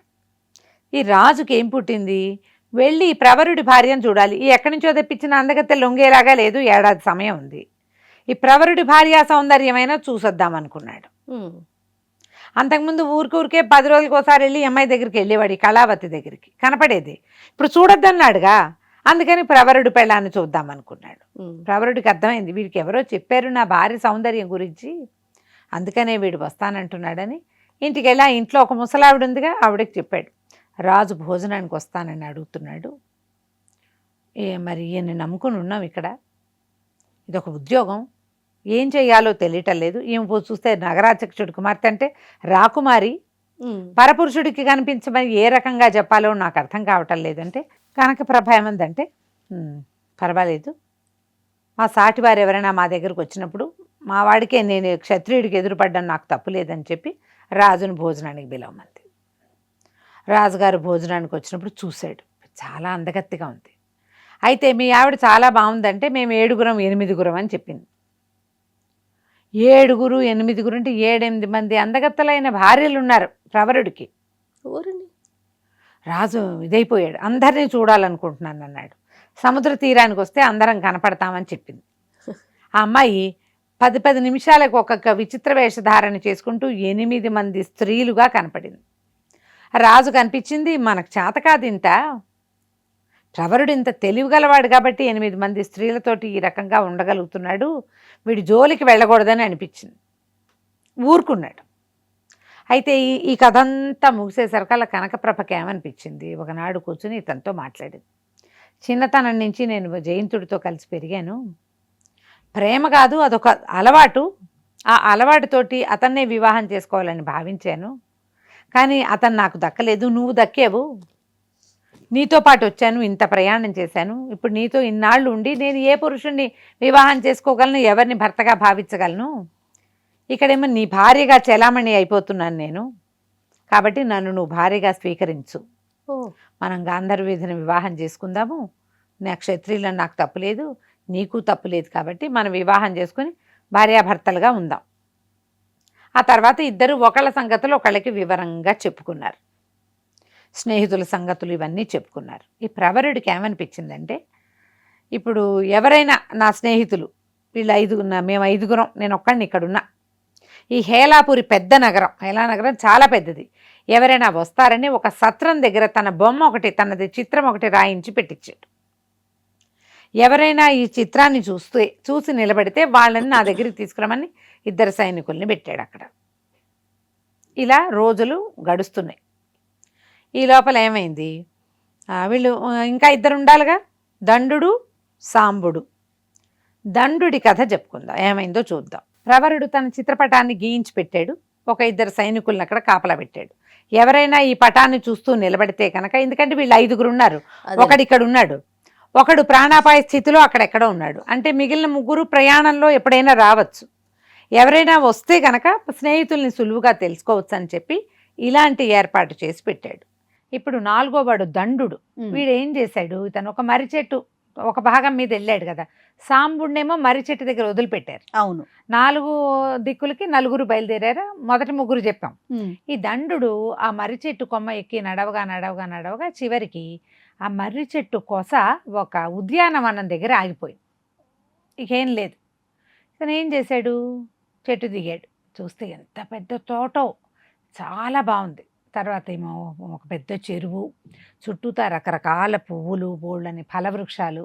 సరే నడిచి ఉన్నాడు కదా, మర్రి చెట్టు మీద ఏం తింటారు, ఆకులు పువ్వులు తినలేరు కదా, కాయలు. సరే వీడు ఏం చేశాడు, మెల్లిగా ఆ పళ్ళు ఈ పళ్ళు కోసుకొని తిన్నాడు, ఆ చెరువులోంచి మంచినీళ్ళు తాగాడు, కాసేపు ఈత కొట్టాడు.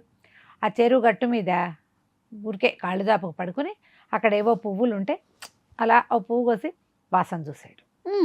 మనం కూడా చేస్తాం చూడు, ఏదైనా తోటలోకి వెళ్ళామనుకో, గులాబీ పువ్వులు అవి ఎవరు లేకపోతే గబుక్కని మన చేయి పడుతుంది దాని మీద. కొంతమంది కోస్తారు కదా, కొంతమంది ముట్టుకుంటారు. నా మటుకు నేనేం చేస్తాను తెలుసా, ఏదైనా పువ్వులు కనపడ్డానుకో, పువ్వుని ముట్టుకుని చెయ్యి వాసన చూసి, నేను అంతే పరిస్థితి రమ్మగారు, పువ్వు మీద చెయ్యేసి. వీడు కూడా పాపం అదే పని చేద్దాం అనుకున్నాడు. ఆ పువ్వు కోసి ముక్కు దగ్గర పెట్టుకున్న మరుక్షణం వీడు చిలకలాగా మారిపోయాడు. అయ్యో రామా, ఏం చేయాలి, ఇదేమిటి ఇట పక్షి బతుకొచ్చింది, సడన్గా తెలిసిపోయింది, ఒళ్ళు తేలికైపోయింది. ఆ నీళ్ళల్లో తనకు కనపడుతున్నాడు ఆకుపచ్చటి ఎర్ర ముక్కున్న చిలక. అటు తిరిగి ఇటు తిరిగి, ఆకలి అయితే తక్కువే వేస్తుంది, మనిషికి ఉన్నంత ఆకలి ఉండదుగా. నా బతికి ఇలా అయింది, ఇప్పుడు నన్ను ఎవరిని రక్షిస్తారు, దేనివల్ల తను అయిపోయాడో తెలియలా. వాడు చేసిన పని ఏమిటి, అక్కడ పడుకున్నాడు, పువ్వు మాత్రం వాసన చూశాడు. ఇప్పుడు పువ్వు వల్ల, చెరువు వల్ల, తిన్న పళ్ళ వల్ల, అసలు అక్కడ ఉండటం వల్ల అర్థం కాలేదు. ఇక తిరగటం మొదలుపెట్టాడు అటు ఇటు. 2-3 రోజులు గడిచేసరికల్లా బోల్డన్ని రకాల రథాలు అవి వస్తున్న శబ్దమయ్యి చాలామంది స్త్రీలు వచ్చారు స్నానం చేయడానికి. ఎంత బాగున్నారు అందరూ, దేవతా స్త్రీలాగా కనపడుతున్నారు. వీడు తెలివైన వాడు, పక్షిగా మారాడు కానీ బ్రెయిన్ మాత్రం మానవ బ్రెయినే ఉంది వాడి. ఏం చేశాడు, వాళ్ళల్లో బాగా రాణిలాగా కనపడుతున్న ఆమె చుట్టూతా తిరగటం మొదలుపెట్టాడు. మామూలుగా పిచ్చుకల్ని చిలకల్ని చూస్తే ఆడవాళ్ళు కొంచెం ఉత్సాహపడతారు. ఈవిడ ఏం చేస్తే అతన్ని పలకరించింది. నిదానంగా పక్షి వచ్చి ఈ చిలక వచ్చి దగ్గరకు వచ్చింది. సాంబ చిలక వచ్చేసరికి ఆవిడ ఆశ్చర్యపోయి, అబ్బో ఎంత బాగా వస్తుందో అని ఏదో పండించి మాట్లాడించి, నీకు మాటలొచ్చా అని పలకరించని ఇక దగ్గర కూర్చోబెట్టుకుంది. ఆవిడ ఎటు వెళ్తే అటు తిరిగి ఆవిడ భుజాల మీదే వాలి తిరుగుతోంది. వీళ్ళంతా వెనక్కి వెళ్ళిపోతూ ఈ చిలకను కూడా తీసుకుపోయారు. అలవాటు అయిపోయిందిగా. అవును. దండుడు ఉద్దేశం ఏంటి, ఇక్కడి నుంచి ఇంకో చోటకి వెళ్ళాలి, ఇక్కడికి మానవ మాత్రుడు వచ్చేలాగా లేరు. వచ్చిందేమో దేవతలు. తీరా వచ్చిన ఆవిడెవరు, ఈవిడ విద్యాధర కన్యక విద్యుత్ ప్రభ ఆవిడ పేరు. ఆ విద్యుత్ ప్రభ మయాసురుడని ఒక రాక్షసుడు ఉన్నాడు. మనకి మయసభ ఉంది చూడు, మహాభారతంలో కనపడుతుంది. ఆ మయుడు యొక్క ముని మనవరాలు, కొన్ని తరాల తర్వాత మనవరాలు ఆవిడ. ఈ విద్యాధరులకి ఒక చిన్న వింగ్కి రాణి. వెళ్ళి దాంతోపాటు ఆవిడతో పాటే ఉండటం మొదలుపెట్టింది చిలక. అటు తిరిగి ఇటు తిరిగి మధ్యలో తినడానికి కూర్చుని, పైగా ఎగిరి ఎక్కడికి వెళ్ళిపోకపోతే వాళ్ళు పంజరాల్లో కూడా పెట్టలేదు. అవును. హాయిగా అన్ని పక్కలకి తిరుగుతుంటే ఈ దండు సహజంగా ఏమిటి, కమ్మరి వాళ్ళు అంటే వస్తువులు తయారు చేయటం, చెక్కతోటి బొమ్మలు చేయటము, అవన్నీ చాలా వచ్చు వాడికి. ఇనుముతోటి రకరకాల సాధనాలు చేయటం, బళ్ళు చేయటం వచ్చు. ఈ విద్యాధరులు ఒకచోట విమానాలు తయారు చేస్తున్నారు. ఈ విమానం అంటే ఎట్లాంటిది, అది దాంట్లో ఫ్యూయల్ పోయక్కర్లా, కీల్ రథం అంటారు. ఏదో గట్టిగా మీట తిప్పితే అది ఆటోమేటిక్గా ఎగురుతుంది. ఓకే. ఈ చిలక కదా అక్కడ నిలబడి కూర్చుని ఆ రోజుల్లోనే అంటే దేవతల దగ్గర ఈ సాధనాలు ఉన్నాయి. పుష్పక విమానం ఏ రోజుల్లో ఉంది? అవును రమ్మగారు, రామాయణంలో చెప్పలేదా? ఈ మెల్లిగా ఈ కీలు రథాలు విమానాలు చేయటం నేర్చుకోవటం మొదలుపెట్టాడు. బాగానే ఉంది. అయితే ఇంతలో ఏమైంది, ఒకసారి ఈవిడ విద్యుత్ ప్రభ మా తాతను చూడడానికి వెళ్తున్నానని అందరినీ తీసుకుపోయింది. తనతో పాటు ఈ భుజం మీద ఉన్న చిలకను కూడా తీసుకెళ్తే ఆయన పలకరించాడు. బాగుందా, నీ ఏర్పాట్లన్నీ బాగున్నాయా, భూలోకంలో విహారానికి వెళ్తున్నావా, నేను నీ కోసం సృష్టించి ఇచ్చిన ఆ తోటలో చెరువు పక్కనే, ఇక సరోవరం పక్కనే నీలం పువ్వులు ఉంటాయి కదా, పొరపాటును కూడా వాటిని వాసన చూడకు, అవి వాసన చూస్తే చిలకైపోతావు అన్నాడు. అడిలిపోయాడు సాంబుడు. అమ్మ ఈ దండు అందుకనమాట నేను చిలకైపోయింది, ఈ కారణాలు ఏవి కదా, పువ్వులే ఉన్నాయి అనేసరికల్లా ఆడపిల్లలంతా నవ్వారు. చిలకైపోతే ఎలా తాత, మళ్ళీ మామూలుగా మారాలంటే ఎట్లా అంటే, ఏముంది, సరోవరం ఎదురుగుండా చెట్టు ఉంది, ఒక పెద్ద చెట్టు ఉందా, చెట్టు వెనకాల పసుపచ్చ పువ్వులు ఉంటాయి, అవి వాసన చూస్తే మామూలుగా అయిపోతారు. అంటే నీలం పువ్వులు వాసన చూస్తే చిలకయ్యి, పసుపచ్చ పువ్వులు వాసన చూస్తే మనిషి అవుతారు. సూపర్, ఎంత బాగుంది. ఈ దండు అనుకున్నాడు, ఇదే మన పని, మళ్ళీ భూలోకంలోకి వెళ్ళే వరకు వేచి ఉండి మన పని మనం చేసుకుందాం అనుకున్నాడు. ఇంతలో ఏమైంది, ఏదో ఒక పార్టీ లాంటిది జరిగింది. బోల్డ్ అంతమంది జనాలు వచ్చారు, చాలామంది స్త్రీలు, విద్యాధర కన్యకలు, ఎక్కడెక్కడెక్కడెక్కడ వాళ్ళు ఎంతమందో. ఈ వచ్చినప్పుడు ఏమైంది, ఒక వాళ్ళు మాట్లాడుకుంటున్నారు, వాళ్ళల్లో వాళ్ళు ఊరికే ఆడవాళ్ళు మాట్లాడుతుంటే కొంచెం గాసిపింగ్ ఉంటుందిగా. ఈ చిలకన్నా వీడు మగవాడు కదా, వాడికి సరదాగా ఉంది. ఎవరో ఇద్దరు అందగత్తెలు మాట్లాడుకుంటుంటే పోయి వాళ్ళ దగ్గర కూర్చున్నాడు. కూర్చునేసరికల్లా భూలోక విహారానికి వెళ్ళేవా, ఈ రోజు ఎట్లా ఉంది, మొన్న ఎలా ఉంది, వాతావరణం ఎలా ఉంది, ఏవో మాట్లాడుకుంటున్నారు. మాట్లాడుతుంటే ఒక ఆవిడ ఏం చెప్తోందంటే, ఆ మర్రి చెట్టు దగ్గర పెద్ద చెరువు ఉంది కదా, అక్కడికి మొన్న ఎప్పుడో స్నానాలకు వెళ్ళినప్పుడు వీళ్ళలో ఇంకొక సౌందర్యవతి ఉంది, మనోరమ అని. ఆ మనోరమ చీరని ఎవడో ఒక మానవ యువకుడు పట్టుకున్నట్ట మనోరమ విసిగిపోయి వాడిని శపించింది, బండరాయిగా మార్చేసి అక్కడ పారేసి వచ్చింది. అడిలిపోయాడు, ఏంటిది, నేనేమో చిలకయ్యా, రేపొద్దున మారుతాను, బాగానే ఉంది, కానీ ఇప్పుడు మర్రి చెట్టు దగ్గర బండగా మారిన వాడెవడు? ఆలోచించుకుంటే వాడి గుర్తొచ్చింది, తమ 4 కొమ్మలెక్కి వెళ్ళిపోతూ సాంబుణ్ణి వదిలిపెట్టారు కదా. పొరపాటున వాడు కానీ ఈ అమ్మాయి ఎవరి మోహంలోన పడి దాని చీరేదో పుచ్చుకుంటే అది చెప్పించేసింది.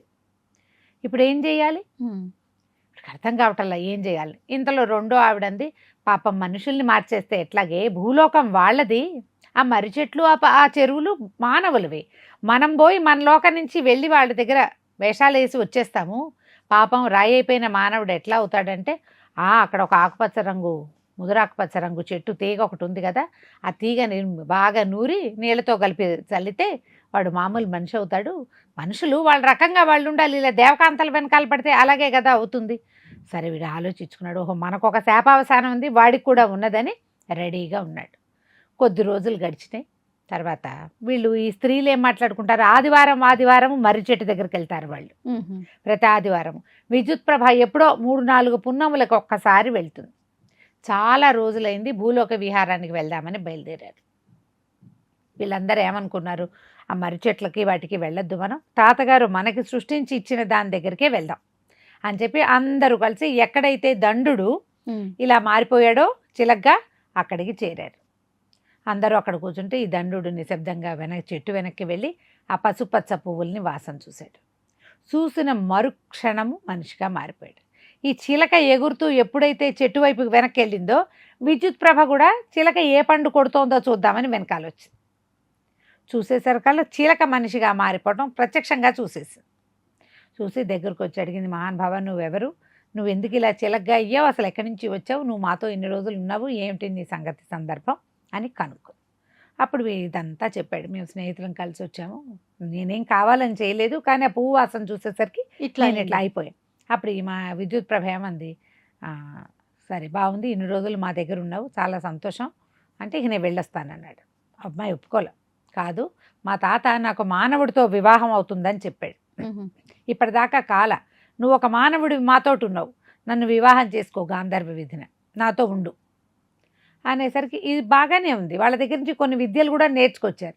ఆ అమ్మాయితో కొన్ని రోజులు ఉండిపోయాడు. ఉన్నాకేం చెప్పాడంటే, నేను నా స్నేహితులు ఎట్లా ఉన్నారో తెలీదు, ఒకడేమో బండరాయిగా పడిపోయి ఉన్నాడు అక్కడ, మిగిలిన వాళ్ళు ఏమైపోయారో తెలీదు, నేను కనీసం ఏదో ఒక సహాయం చెయ్యాలి, వాడు రాయిగా ఉన్నవాడు మనిషిగా మారే అవకాశం ఉన్నది నా దగ్గర, కాబట్టి నువ్వు నీ దారి నువ్వు వెళ్ళిపో, నా దారిని నేను వెళ్తానంటే విద్యుత్ ప్రభ ఒప్పుకోలేదు. కానీ దండు ఒప్పించాడు, నువ్వు కామరూపధారిని ఎప్పుడు కావాలంటే అప్పుడు వస్తావు, నేను పిలిచినప్పుడు రా ఒకటి, లేదా నీకు రావాలనిపించినప్పుడు రా నా దగ్గరికి, నన్ను మాత్రం నా స్నేహితుల దగ్గరికి వెళ్ళనివ్వమని బతిమలాడాడు. సరే విద్యుత్ ప్రభ ఒప్పుకుంది, తన దారిని తను వెళ్ళిపోయింది. ఇతను ఏం చేశాడు, ఆ చిలకగా మార్చే పువ్వుల చెట్లు కొన్ని, చిలకని మళ్ళీ మనిషిగా మార్చేటువంటి పువ్వుల చెట్లు కొన్ని అన్నీ పీక్కుని తలా ఒకటి మొక్కలు చచ్చిపోకుండా జాగ్రత్తగా మేనేజ్ చేసుకుని మళ్ళీ మర్రి చెట్టు ఎక్కి ప్రయాణం మొదలుపెట్టాడు. వెనక్కి నడిచి మర్రి చెట్టు దగ్గర దిగితే అప్పుడు అంతకుముందు తము చూసినటువంటి రాళ్లలో ఒక ప్రత్యేకమైన రాయి ఒకటి కనపడుతుంది. ఇదే మనవాడు తెలిసిపోయింది. సరే ఇక చెట్టు తీగల కోసం వెతుక్కుని ఒక పెద్ద మానుకి ఆకుపచ్చ తీగ అల్లుకుని కనపడుతోంది. ఆ తీగని ఆకుల్ని కాసిన బండరాళ్ళ మీద నలిపి కాసిన నీళ్లు పోసి దోసులతో పట్టుకొచ్చి ఈ బండ మీద చల్లాడు. చల్లంగానే ఈ అక్కడ వాడు అతనికి తనకి శాపం వచ్చిందని తెలీదు. ఆ అమ్మాయిని చూసి మైమరిచిపోయి ఉన్నాడు, శపించింది. వీడు ఇంకా మైమరుపు స్టేజ్లోనే ఉన్నాడు. అతను గబగబా లేచాడు. సాంబుడు లేచేసి, మిత్రమా ఒకసారి ఒరే నువ్వెట్లా వచ్చావు అని అడిగి, సరే ఇక్కడ ఒక అందమైన అమ్మాయిని చూశాను, ఆవిడ వస్త్రం పుచ్చుకున్నాను నేను, ఆవిడ ఏదన్నాడు. ఈ కేకలేసాడు దండు, నీ మొహలా ఉంది, నువ్వు అప్పటి నుంచి 6 నెలల నుంచి రాయిగా పడున్నావు ఇక్కడ, నేను రాకపోతే ఇటగే పడుండేవాడు ఎప్పటికీ ఈ మైమరుపులోనే, నువ్వు కాస్త గుర్రం కట్టేయి, ఇవాళ ఏం వారం అని లెక్క పెట్టుకున్నారు. చూస్తే ఏదో ఒక వారం తెలిసింది, ఆదివారం నాడు ఖచ్చితంగా వస్తారు, కాబట్టి వాళ్ళు వచ్చేటప్పటికి నువ్వు సిద్ధంగా ఉండు. కానీ అమ్మాయి వస్తుంది మనోరమ, ఆమె వస్త్రాన్ని ఏం చేసినా ఇవ్వద్దు, బతిమలాడినా ఇవ్వద్దు, కంట్లోకి కన్ను పెట్టి చూడబోక, అంతే. ఇక అమ్మాయి సరేనండి నీకు ఓకే అని చెప్పే వరకు కంట్లో మాత్రం చూడకూడదు. బాగానే ఉంది. 3-4 రోజులు గడిచినా ఇద్దరు అక్కడ ఉన్న పళ్ళు కోసం తిన్నారు, కబుర్లు చెప్పుకున్నారు. ఇతను నేను చూసొచ్చిన రకరకాల వ్యవహారాలన్నింటినీ మాట్లాడుకున్నాడు, అన్నీ బాగుంది. ఈ తర్వాత 3 రోజులు గడిచాక ఆదివారం నాడు ఈ మొత్తం గంధర్వ కాంతలు విద్యాధర కాంతలు అంతా వచ్చారు వాహనాలతోటి. వచ్చారు, స్నానాలు చేశారు. స్నానం సంధ్యలో అయ్యాక వస్త్రాలు ఒక చోట పెడతారు వాళ్ళు, చీరలతోటి దిగరు కదా. ఆ వస్త్రాల్లో మనోరమ విప్పిన వస్త్రాన్ని ముందే గుర్తుపెట్టుకున్నారు వీళ్ళు. చీర తీసి పక్కన పెట్టేసుకున్నాడు. ఇక మిగిలిన కాంతలు అందరూ స్నానాలు చేశారు, బయటకు వచ్చారు, ఎవరి చీరలు వాళ్ళు ధరించారు. సూర్యాస్తమయం వచ్చేసరికి పరుగు, మనోరమ నా చీరేది నా చీరేది అని వెతుక్కుంటోంది. ఒకళ్ళిద్దరు అన్నారు, నువ్వు కిందసారి బండగా చేసిన వాడు ఇక్కడ లేడు అంటే వాడు మారాడు, అవును వాడికి ఎలా తెలిసిందో, వాడు అసాధ్యుడిగా ఉన్నాడు, వాడే నీ వస్త్రం దాచుంటాడు, కానీ మేము నీ కోసం ఉండము, మేము వెళ్ళిపోతున్నాం. మొత్తం అంతా వెళ్ళిపోయారు. ఈ అమ్మాయి వెతుక్కుంటూ వచ్చింది. ఈ వస్త్రం గట్టిగా పెట్టుకుని కళ్ళు మూసుకుని నుంచున్నాడు అక్కడ సాంబుడు. ఆ అమ్మాయి నా వైపు చూడు చూడు చూడని బతిమలాడినా చూడలేదు. సరే నిన్ను వివాహం చేసుకుంటా అని అన్నాకే నీకేసి చూస్తానన్నాడు. ఈ అమ్మాయికి ఒంటి మీద తడిసిన బట్టలే కానీ వస్త్రం లేదు. సరే ఒప్పుకుంది. చీకటి పడ్డాక ఇంకెళ్ళలేదు, అదే ఒక పరిస్థితి ఉంది. ఇంతలో ఆ దండు కూడా వచ్చాడు. వచ్చి ఆమెను పలకరించి, మీ విద్యాధరుల రాణి, మీ గుంపుకి రాణైన విద్యుత్ ప్రభను పిలుస్తాను, కావాలంటే ఆమెతోటి మాట్లాడమని విద్యుత్ ప్రభను పిలిపించాడు. అప్పుడు ఆమె వచ్చి ఈ మనోరమని, ఈ సాంబుడి మానవులతో వివాహానికి ఏముంది, కొన్ని రోజులు కలిసి ఉంటాం, తర్వాత వాళ్ళ జీవితాలు వాళ్ళవి, మనం ఎప్పుడు కావాలంటే అప్పుడు రావచ్చు, వాళ్ళు పిలిచినప్పుడు రావచ్చు, లేదా మనకి నచ్చినప్పుడు రావచ్చు, వీళ్ళతో స్పెండ్ చేయడానికే తప్పిస్తే ఇంకంతకంటే మనకు తప్పు లేదు, మన వంశాల్లో ఇవి ఉన్నాయని ఆ విద్యుత్ ప్రభ ఈ మనోరమని ఒప్పించింది. 2 జంటలు హాయిగా కులాసాగా కొన్ని రోజులు కాలక్షేపం చేశారు. ఇది చేసిన తర్వాత ఏమైంది, వీళ్ళు ఆలోచించుకుంటున్నారు, ఎట్లా మన వాళ్ళు ఏమయ్యారు, వీళ్ళు ముగ్గురు ఎటు వెళ్ళారు చూద్దామని వీళ్ళు ఏమనుకున్నారు, మనం ఓ పని చేద్దాము, ఈ అమ్మాయిలు ఇద్దరిని పంపించేద్దాం, మన దారిని మనం వసంతుడు వెళ్ళిన వైపు వెళ్దాం. వసంతుడు రాజుగారు అబ్బాయి, అతన్ని సేవించాలి, మిగిలిన వాళ్ళని. రేపొద్దున రాజు అయ్యేది వసంతుడే కదా, అవును. ముందు వసంతుడిని పట్టుకుందాం, ఆ తర్వాత మిగిలిన వాళ్ళ సంగతి చూద్దాం అనుకున్నారు. సరే, ఇద్దరు ఏం చేశారు, ఆ వసంతుడు ఎక్కినటువంటి తూర్పు వైపు కొమ్మనెక్కి నడవడం మొదలుపెట్టారు. నడవగా ఏమైంది, అది ఒక నిర్జనమైన ప్రాంతము, చక్కగా పట్టణము, దూరంగా ఒక కోట, సముద్ర తీరము, ఎవరు లేరు. ఆ అమ్మాయి కోసం, కళావతి కోసం ఏర్పరచబడింది కదా. వీళ్ళు అదంతా వెతుక్కుంటూ లోపలికి వచ్చారు. ఇప్పుడు మనం వచ్చాము, ఇక్కడికి వచ్చామంటే వాడు కూడా ఇక్కడికే వచ్చి ఉండాలి, ఉండుంటాడు లోపలని వెతకటం మొదలుపెట్టారు. లోపలికి వెళ్ళగా పెద్ద భవనంలో ఒక బెడ్రూమ్లో సగం తెగిన మెడతోటి చిన్నగా ప్రాణం కొట్టుమిట్టాడుతున్నట్టుగా వసంతుడు కనపడ్డాడు. కనపడంగానే కేకలు పెట్టాడు సాంబుడు, ఎక్కడున్నావు దండారా, ఇదిగో అయిపోతున్నాడు. వసంతుడిని కేకలు పెట్టేసరికి చూస్తే మెడ సగం తెగుంది, కొంచెమే ఇది ఉంది, కానీ జీవించున్నాడు. అప్పుడు వీళ్ళకి గుర్తొచ్చింది, గురువుగారు వీడికి ఒక అవకాశం ఇచ్చారు, వీడి ప్రాణాలని కత్తి వరలో దాచిపెట్టమని. ఆ వర ఎక్కడుంది అని వెతకటం మొదలుపెట్టారు ఇద్దరు. వెళ్తే ఆ వర కొద్దిగా చివరి దాకా అరగదీల, సగానికి ముప్పా తెగ్గే అరగదీయబడి ఉంది. దాన్ని ఏం చేయాలి, ఈ దండోడు అన్నాడు, మన దగ్గర కొత్త విద్యలు బోల్డ్ ఉన్నాయి, దీన్ని రిపేర్ చేద్దాం, వాడి మెడ తొక్కుంటుందని. ఇక వీటి కోసం వెతికి రకరకాల సాధనాలతోటి, చిన్న కత్తులు, చిన్నవి పదునైన వస్తువులతోటి దాన్ని మళ్ళీ వరలాగా చేసేసాడు. అరిగిపోయింది కదా, ఆ కత్తి పట్టేంత వరగా కావాలి అది. ఎప్పుడైతే ఇది పూర్తిగా సర్దేశాడో అతను మెడ తొక్కుపోయింది. వసంతుడు నిద్రలోంచి లేచినట్టు లేచి కళావతి అని కేకలు పెడుతూ లేచాడు. అతను లేవటం ఏమిటి, వీళ్ళిద్దరూ కనపడంగానే ఆశ్చర్యపోయాడు. మీరు ఎట్లా వచ్చారా, నన్ను వెతుక్కుంటూ వచ్చారా, కళావతి ఏదన్నాడు. కళావతి ఏది, ఎక్కడా లేదు కళావతి. ఏం జరిగింది అని మొత్తం కథ అంతా ఆలోచించుకుంటే ఒక ముసలావిడ వచ్చింది, కొద్ది రోజులు ఉన్నది, అదే తన ఈ కత్తిని అరగదీసి ఉంటుంది. ఆవిడ తప్పిస్తే ఇంకా ఎవరు లేరు ఇక్కడ. కళావతి లేదు అంటే కళావతిని ఎత్తుకుపోయిందనమాట. ఇక వల ఏడవటం మొదలుపెట్టాడు వసంతుడు. 5-6 నెలల పాటు కలిసి ఉన్నాం మేము, ఆ అమ్మాయికి ఇంకో దిక్కు కూడా లేదు, అమ్మ నాన్న ఎవరో కూడా తెలీదు.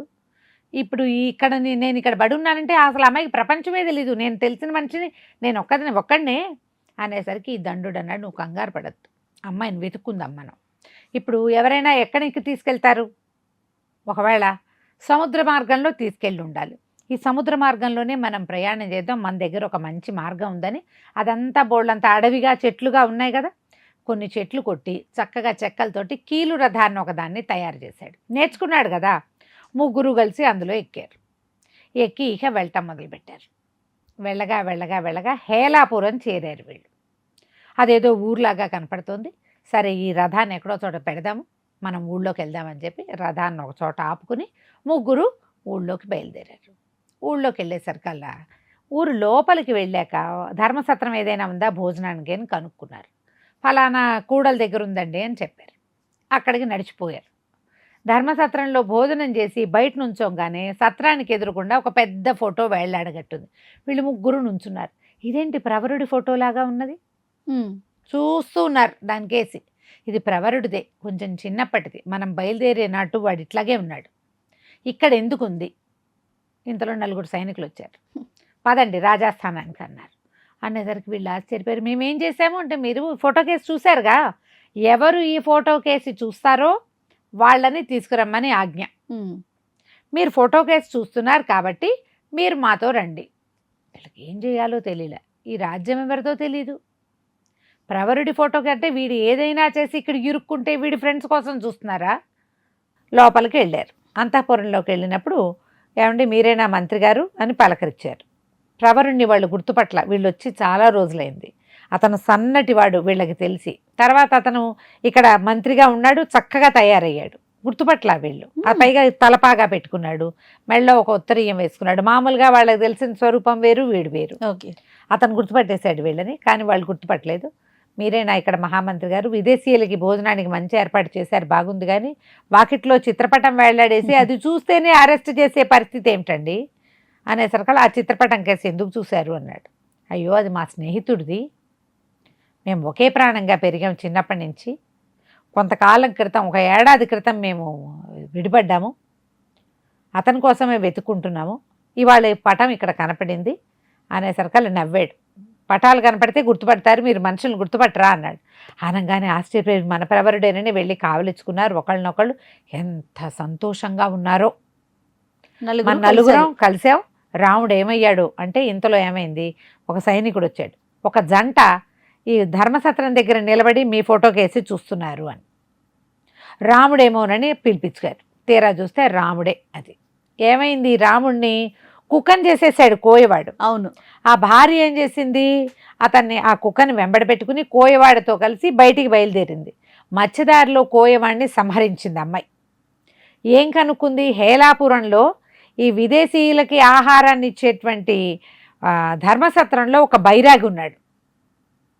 ఆ బైరాగి కనుక మంత్రాక్షతలు చల్లితే కుక్క మనిషి అవుతాడు. ఈ అమ్మాయి హేలాపురాన్ని వెతుక్కుంటూ ఆ కుక్కని వెంబడి పెట్టుకుని ఒక ఆటవిక స్త్రీ వేషం వేసుకుని వచ్చింది ఇక్కడికి. ఈ సత్రంలో ఉన్న బైరాగి ఆయన కుక్కను చూడంగానే గుర్తుపెట్టాడు, వీడు మనిషే అని. ఆయన ఏం చేశాడు, తన సంచిలోంచి అక్షతలు తీసి కుక్క మీద చల్లంగానే కుక్క రాముడుగా మారిపోయింది. వీళ్ళిద్దరూ సంతోషంగా ఉన్నారు. ఆ పూట చక్కగా స్నానాలు చేసి ఈ ధర్మసత్రంలో భోజనం చేసి బయటకు వచ్చేసరికల్లా వాకిట్లో ప్రవరుడిది చిత్రపటం కనపడింది. ఎప్పుడైతే ప్రవరుడి పటం కనపడిందో, వీడు మా స్నేహితుడు, మేము కలిసి పెరిగాం, మేము వరప్రసాదలో మాతో పాటే ఉన్నాడు అని ఆ ఫోటో కేసి చూస్తూ ఉండగా వీళ్ళందరూ సైనికులు చూసి తీసుకొచ్చారు. ఓకే, వాళ్ళు సంతోషించారు. లోపల తీసుకుపోయాడు. ప్రవరుడు తన భార్యను పరిచయం చేశాడు. ఇంకో కొత్త స్త్రీ కూడా వచ్చింది కదా, రాముడి భార్య కూడా. అందరూ కలిసి కబుర్లు చెప్పుకుంటుండగా అప్పుడు అడిగాడు వసంతుణ్ణి, నువ్వు ఏ ప్రయత్నంతో లోకాలన్నీ చూద్దామనుకుంటున్నావు, ఊర్లన్నీ చూద్దామనుకుంటున్నావు అంటే వసంతుడు ఏం చెప్పాడంటే, ఇలా కళావతి అని ఒక అమ్మాయిని నేను పెళ్లి చేసుకున్నాను. ఆ అమ్మాయిని ఎవరో అపహరించారు. ఏం జరిగిందో తెలీదు. మా దగ్గరికి వచ్చింది ఒక ముసలమ్మ మాత్రమే. ఆమె సైన్యంతో రాలా, ఎవ్వరూ ఆమెకు సహాయంగా లేరు, ఆమె ఒక్కతే పడవలో నుంచి దిగిపోయానని చెప్పింది. అనేసరికల్లా నవ్వాడు ప్రవరుడు, నీ కళావతి ఇక్కడే ఉంది. ఆమె చాలా రోజులుగా రాజు పంచనే ఉంది, కానీ రాజుకు ఆమె అవకాశం ఇవ్వలేదు. ఆ ముసలమ్మను కూడా నేను చూశాను. ఇప్పుడు ఏం చెయ్యాలి, రాజుని జయించి కళావతిని తీసుకెళ్ళాలి. ప్రవరుడు అన్నాడు, ఇప్పుడు కొంతకాలంగా ఈ రాజు ఉప్పే తింటున్నా, ఎట్లా ఇతని మీద యుద్ధం చేయటం, ఇతను కొంచెం స్త్రీ వ్యసనం ఉంది, కళావతిని తెప్పించి ఊరుకోలా, నా భార్య కోసం కూడా ప్రయత్నం చేస్తూనే ఉన్నాడు. ఆడవాళ్ళ పిచ్చుంది. రాణిగారు కూడా దాన్ని ఒప్పుకుంటుంది. సరే, ఇతన్ని బెదిరించి ఎలాగైనా సరే అమ్మాయి అతని దగ్గర నుంచి కళావతిని లాక్కోవాలి. సరేనని రాజు దగ్గరికి ఎలా వెళ్ళాలి అని ఆలోచించి, యుద్ధానికి వెళ్ళొద్దు, 5 భయంకరమైన వేషాలు ధరించారు. మొహాలకి ఇట్లా రాక్షస మొహాల్లో పెట్టుకున్నారు. కత్తులు ధరించి సభాభవనంలోకి వెళ్ళారు. వెళ్ళి రాజుని రమ్మను, వాడు అంతు చూస్తాం. ఎందుకంటే వీళ్ళకి ఇలాంటి అలవాటు ఉంది. ఇంతకుముందు దేవదూతల్లాగా వెళ్ళారు. అవును అవును. ఒక రాజ్యంలోకి రాత్రి పగల్ని మారుస్తున్నాడు. అట్లా వెళ్ళి రాజుకి ఒక దూత చేత కబురు చేశాడు, మీ రాజ్యం మాది, కాదంటే వచ్చి యుద్ధం చెయ్యని. రాజుగారు హడిలిపోయాడు.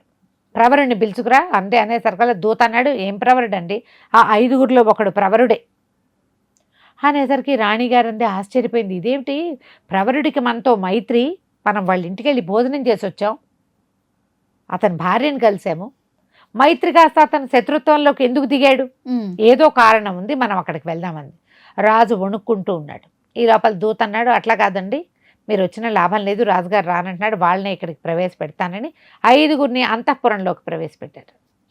రాణిగారు అడిగింది, అయ్యా మీకేం కావాలి, మీరు ఎందుకు ఈ పని చేస్తున్నారంటే, యుద్ధం కావాలి లేదా పాదాక్రాంతం కావాలి, ఏమైతే అది అవ్వండి అనేసరికల్లా రాణిగారిని ఇదిగోండి ముసుగేసుకుని కూర్చున్నాడు. రాజుగారు కందర్పకేతువు చూడండి అనేసరికల్లా వీళ్ళన్నారు, ఇంత పేరు పెట్టుకున్నావు కదా కందర్పకేతువు అంటే ఏమిటి, మన్మధుడి తాలూకు కానీ ఆయన జయించిన వాడివి, మన్మధుడిని జయించిన వాడు, మన్మధుడిని జయిస్తే నీకు బోళ్ళంత బలం ఉండాలి, బెదిరిపోతున్నావేమిటి నువ్వు, పరాయి వాళ్ళని ఎక్కడి నుంచో పట్టి తీసుకురావటం అనుకుంటున్నావా, ఆడవాళ్ళ వెనకాల పడ్డమా రాజ్యం చేయటం అంటే, దీనికి సమాధానం చెప్పమన్నారు. కందర్పకేతు వణికిపోతూ, నేను ఎప్పుడూ యుద్ధం చేసిన వాడిని కాను, ఇది మా నాన్న సంపాదించి పెట్టిన రాజ్యం, సుభిక్షంగా ఉంది, పరిపాలించుకుంటున్నాం, జరిగిపోతుంది, స్త్రీ వ్యసనం ఉంది, దానికి రాజును కాబట్టి నేను చేయగలిగేది చేస్తాను, మీరు ఏం చేయమంటే అది చేస్తానని అనేసరికల్లా, రాజ్యం మాకు అప్పచెప్పినట్టు ఒప్పుకో, అయితే మేము ఒప్పేసుకుంటున్నాం, రాజ్యం మీకు అప్పచెప్పేస్తాం. సరే, అప్పుడు మీ రాజ్యంలో ఉన్న వాళ్ళంతా మా సొత్తే కదంటే, అవును మీ సొత్తే, అయితే ఒక ముసలం ఉండాలి, నీకు ఆడవాళ్ళని కూరుస్తుంది కదా, ఆవిడని పిలుచుకురమన్నారు. ఆవిడ్ని పిలిపించారు. ఒక వృద్ధ స్త్రీ ముందు కళావతి దగ్గరకు వచ్చింది కదా మొదట, అవును మొదటి కథల్లో విన్నాం. పిలిచేసరికి ఆవిడకి అర్థమైపోయింది రాజుగారు దొరికిపోయాడు, ఇంకా నాకేమొస్తుంది అర్ధరాజ్యం, వీళ్ళు 5 ఉన్నారని సర్దుకుంది. అప్పుడు అడిగాడు అనమాట, ఈ రాజుకి నీకు ఎలాంటి బాంధవ్యం, ఏ సంబంధంతో రాజు నిన్ను పిలిపించాడో చెప్పమన్నారు. రాజుకి ఒక కంకణం దొరికింది, ఒక చేప కడుపులోంచి లభించింది. ఆ కంకణం చూసి కంకణం ధరించే స్త్రీ కావాలని అడిగాడు. దానికోసం నేను సముద్రంలో ప్రయాణం చేసి అలాంటి కంకణాన్ని ధరించి ఉన్నటువంటి ఒక అమ్మాయిని తీసుకొచ్చి ఈయనకు అప్పచెప్పాను అనేసరికి వసంతుడు కత్తిపుచ్చుకుని లేచాడు. నువ్వు నా దగ్గరకు వచ్చి మా అన్నం తిని మమ్మల్ని నమ్మించి నన్ను ప్రాణావశిష్టుడిగా వదిలిపెట్టి నా భార్యను అపహరించుకొచ్చావు, ఏది నా భార్య అని కత్తిపుచ్చుకుని ముసలమ్మ మీదకి లేచాడు. ఆవిడ లబలబలాడుతూ కాళ్ళు పట్టుకుని, బాబు బాబు నన్ను క్షమించండి, అసలు ఆ అమ్మాయి రాజుకు లొంగలేదు, ఏడాది పాటు నాకు వ్రతం ఉంది, అప్పటిదాకా నా మొహం చూడొద్దని నాతో చెప్పించింది, రాజుగారు ఆయన మొహం కూడా చూడలేదు, ఇక్కడే ఒక భవనంలో పెట్టారు, చూస్తే చచ్చిపోతానని బెదిరించింది, అందుకని రాజుగారు ఆమెను కలవలా, కానీ ఏడాది గడిచాక ఆమెతోటి సంబంధం కలుపుకోవడం కోసం ప్రయత్నం చేస్తున్నాడు, అంతే చేశాను నేను, అంతకంటే ఏం చేయలేదని. కందర్పకేతు మీదకి వెళ్ళాడు వసంతుడు. కందర్పకేతు కూడా దండం పెట్టాడు, నేను నొట్టి ప్రయత్నమే చేశా, ఆ కంకణం నన్నంత వ్యామోహ పెట్టింది అని చెప్పి లోపల నుంచి ఆ కంకణం తెప్పించి ఇచ్చాడు. ఆయన ఆ కంకణం చూడగానే సంతోషం వచ్చింది వసంతుడికి, ఇది నా భార్యదేనన్నాడు. అప్పుడు ఏం చేశారు, ఈ కందర్పకేతువుని కూర్చోబెట్టి వీళ్ళ 5 వేషాలు మార్చుకుని కళావతి ఉన్న భవనానికి వెళ్ళిపోయారు. ఆ కళావతిని చూడంగానే వసంతుడు చాలా సంతోషించాడు. ఆమె పరిగెత్తుకుంటూ వచ్చి కావలించుకుంది. ఏదో ఒక దశలో నువ్వు వస్తావన్న నమ్మకంతో ఏడాది సమయం పెట్టాను, ఇకనో ఇప్పుడు ఏడాది అయిపోతే వీడు నా వేళ పడతాడేమో, నేను ఏం చేయటం రా, చచ్చిపోవటమా అని ఆలోచిస్తున్నాను, నన్ను క్షమించు, రక్షించు అనగానే సరే ఇతను ఏం చేశాడు, కందర్పకేతువుకి మా రాజ్యం, నీ రాజ్యం నువ్వే తీసుకో, కానీ మళ్ళీ ఇంకొకసారి పరాయి స్త్రీ కోసం ప్రయత్నం చేయకూడదు, వివాహితల కోసం ప్రయత్నం చేయకూడదు, దానికి నువ్వు ఒట్టేస్తేనే రాజ్యం నీకు అప్పచెప్తామన్నారు. కందర్పకేతు ఒప్పుకున్నాడు, ఇంకెప్పుడు స్త్రీ వ్యసనం వైపుకి వెళ్ళను, నాకు ఆయనకు 3 భార్యలు ఉన్నారు, నా 3 భార్యలతోటి నా జీవితం గడుపుతానని అమ్మవారి మీద ఒట్టేస్తే కందర్పకేతువుకి రాజ్యాన్ని వదిలిపెట్టేశారు. తర్వాత ఈ 5 స్నేహితులు, స్త్రీలు ఎంతమంది ఉన్నారు ఇక్కడ, 3 ఉన్నారు. వసంతుడి భార్య కళావతి ఉంది, ప్రవరుడి భార్య ఉంది, రాముడితోటి ఉన్నటువంటి 2వ భార్య, వీళ్ళు 3 ఉన్నారు. ఈ 3 స్త్రీలని ఎక్కించుకుని వచ్చే దారిలో ఆగి ఒక రాజకుమార్తెకి కళ్ళు తెప్పించాడు రాముడు. ఇప్పుడున్న భార్య తాలూకు పెత్తల్లి కూతురు లతాంగో ఏదో, ఆమెను కూడా ఎక్కించుకున్నారు. కీలు రథంలో అందరూ ఎక్కి, తర్వాత ఏమో ఈ అప్సరసలు 2 విద్యాధర కన్యకలు స్నేహితురాళ్ళు ఉన్నారు కదా, వాళ్ళని కూడా పిలిచి 5 జంటలు కొన్ని రోజులు సంతోషంగా గడిపి ఈ రథం ఎక్కి స్వస్థానానికి బయలుదేరి వెళ్ళిపోయారు. మళ్ళీ వాళ్ళ రాజ్యానికి వెళ్ళి ఈ వరప్రసాదులు 5 తాము నేర్చుకున్నటువంటి కొత్త విద్యలతోటి, తమకు కలిగిన కొత్త అనుభవంతో రాజ్యపాలన చేసుకున్నారు. కథ కంచికి మనం ఇంటికి. చాలా బాగుంది. వరప్రసాదులు అయిపోయింది, కంప్లీట్ అయింది. రైట్ అమ్మగారు, నమస్తే. నమస్తే.